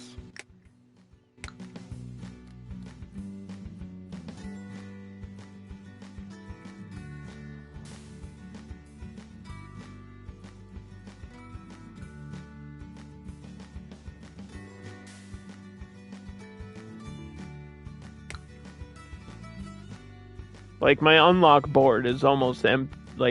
It's almost full. There's no more paleontologists, so I can't make the game go any faster.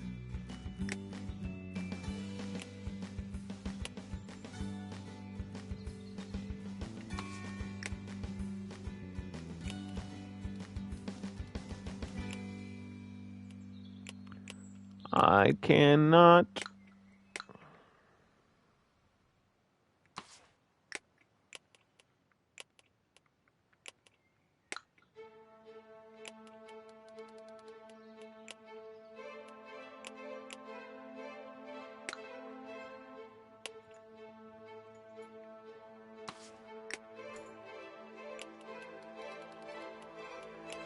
People recommended this to me. People that know the type of games I stream recommended this to me. I think this was probably one of the most recommended games, like, of last year.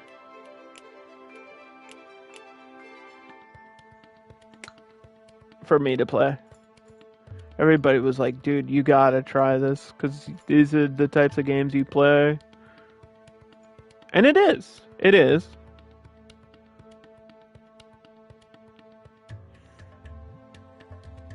I feel like the most obvious part about it is kind of a double-edged sword for me. Like, it being pixel style is fine. The problem with that is it's 2D, so it makes certain aspects of certain things weird. Like, seeing certain things is a bit awkward sometimes. And also, like, I can't rotate the camera. I can't see things from a different perspective. So it like limits itself by doing that, but also it's got like that cute like homey, pixel game vibe to it.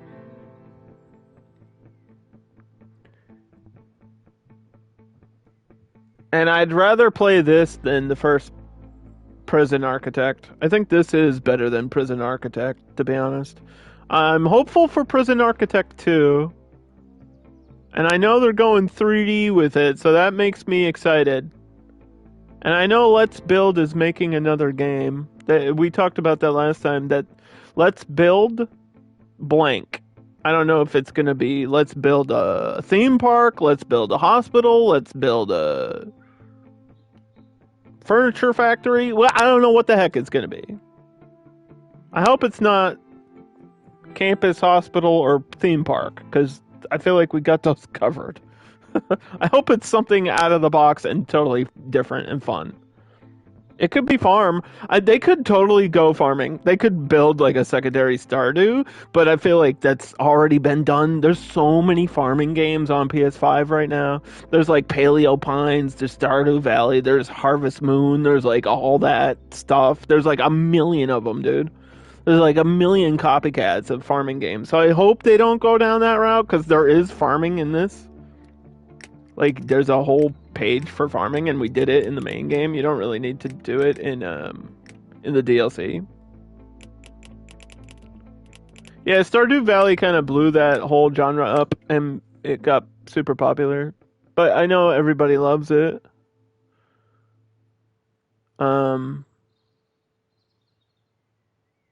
But like Disney Dreamlight Valley, you know what I mean? Like there's a million variation. Like if you love farming and you want to grow plants, there, dude, Sandrock. We're gonna play Sandrock later this year, so we'll be doing that. We'll literally be doing that because I'm going to play Sandrock at some point. It's on the list. I'm going to play it. Like my time at Sandrock will happen, and I know that has like Minecraft and farming shit in there. I know it's not like the main focus of the game, but it's in there. It's like I know I have to do it eventually because it is simulation. Simulation is simulation. Building games are building games. I have to play them all. I said I would do it, so Sandrock has to be in there. Am I looking forward to it? Somewhat. So, a little bit, kind of. Because I think it looks good. I think Sandrock looks good. But am I excited to craft recipes like Minecraft style? No, not really. Because I've done that and I don't care for crafting too much.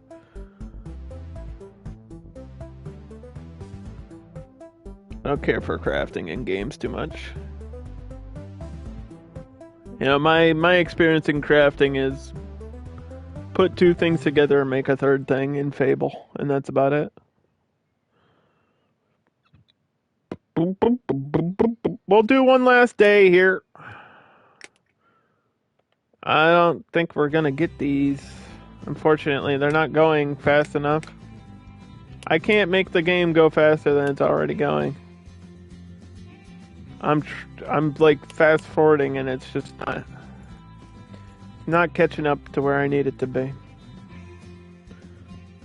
We could go back to my main zoo though.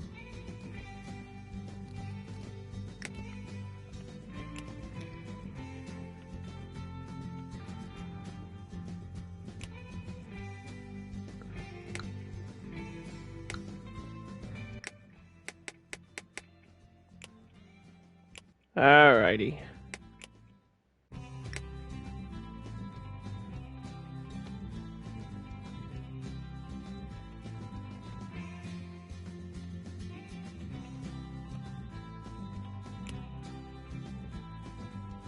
So here's the main game. And there was still some animals left to unlock on this too, which is funny. I could trade for more horses. Are these zebras? I can get zebras. I don't have space for them, right?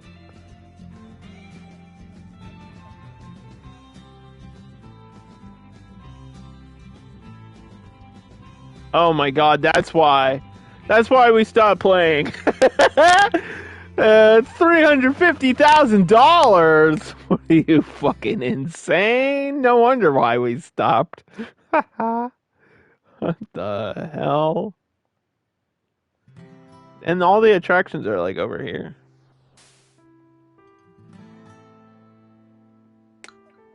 Alright, anyway.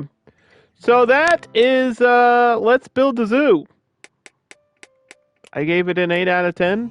I played it until I'm over it. I'm sorry. We unlocked like 98% of the stuff in the game. If you want to play it, it's really cheap. Both the DLCs were on sale for a long time. I don't know if they are right now, but check it out. Keep it in your, mind. And I am looking forward to what they do next.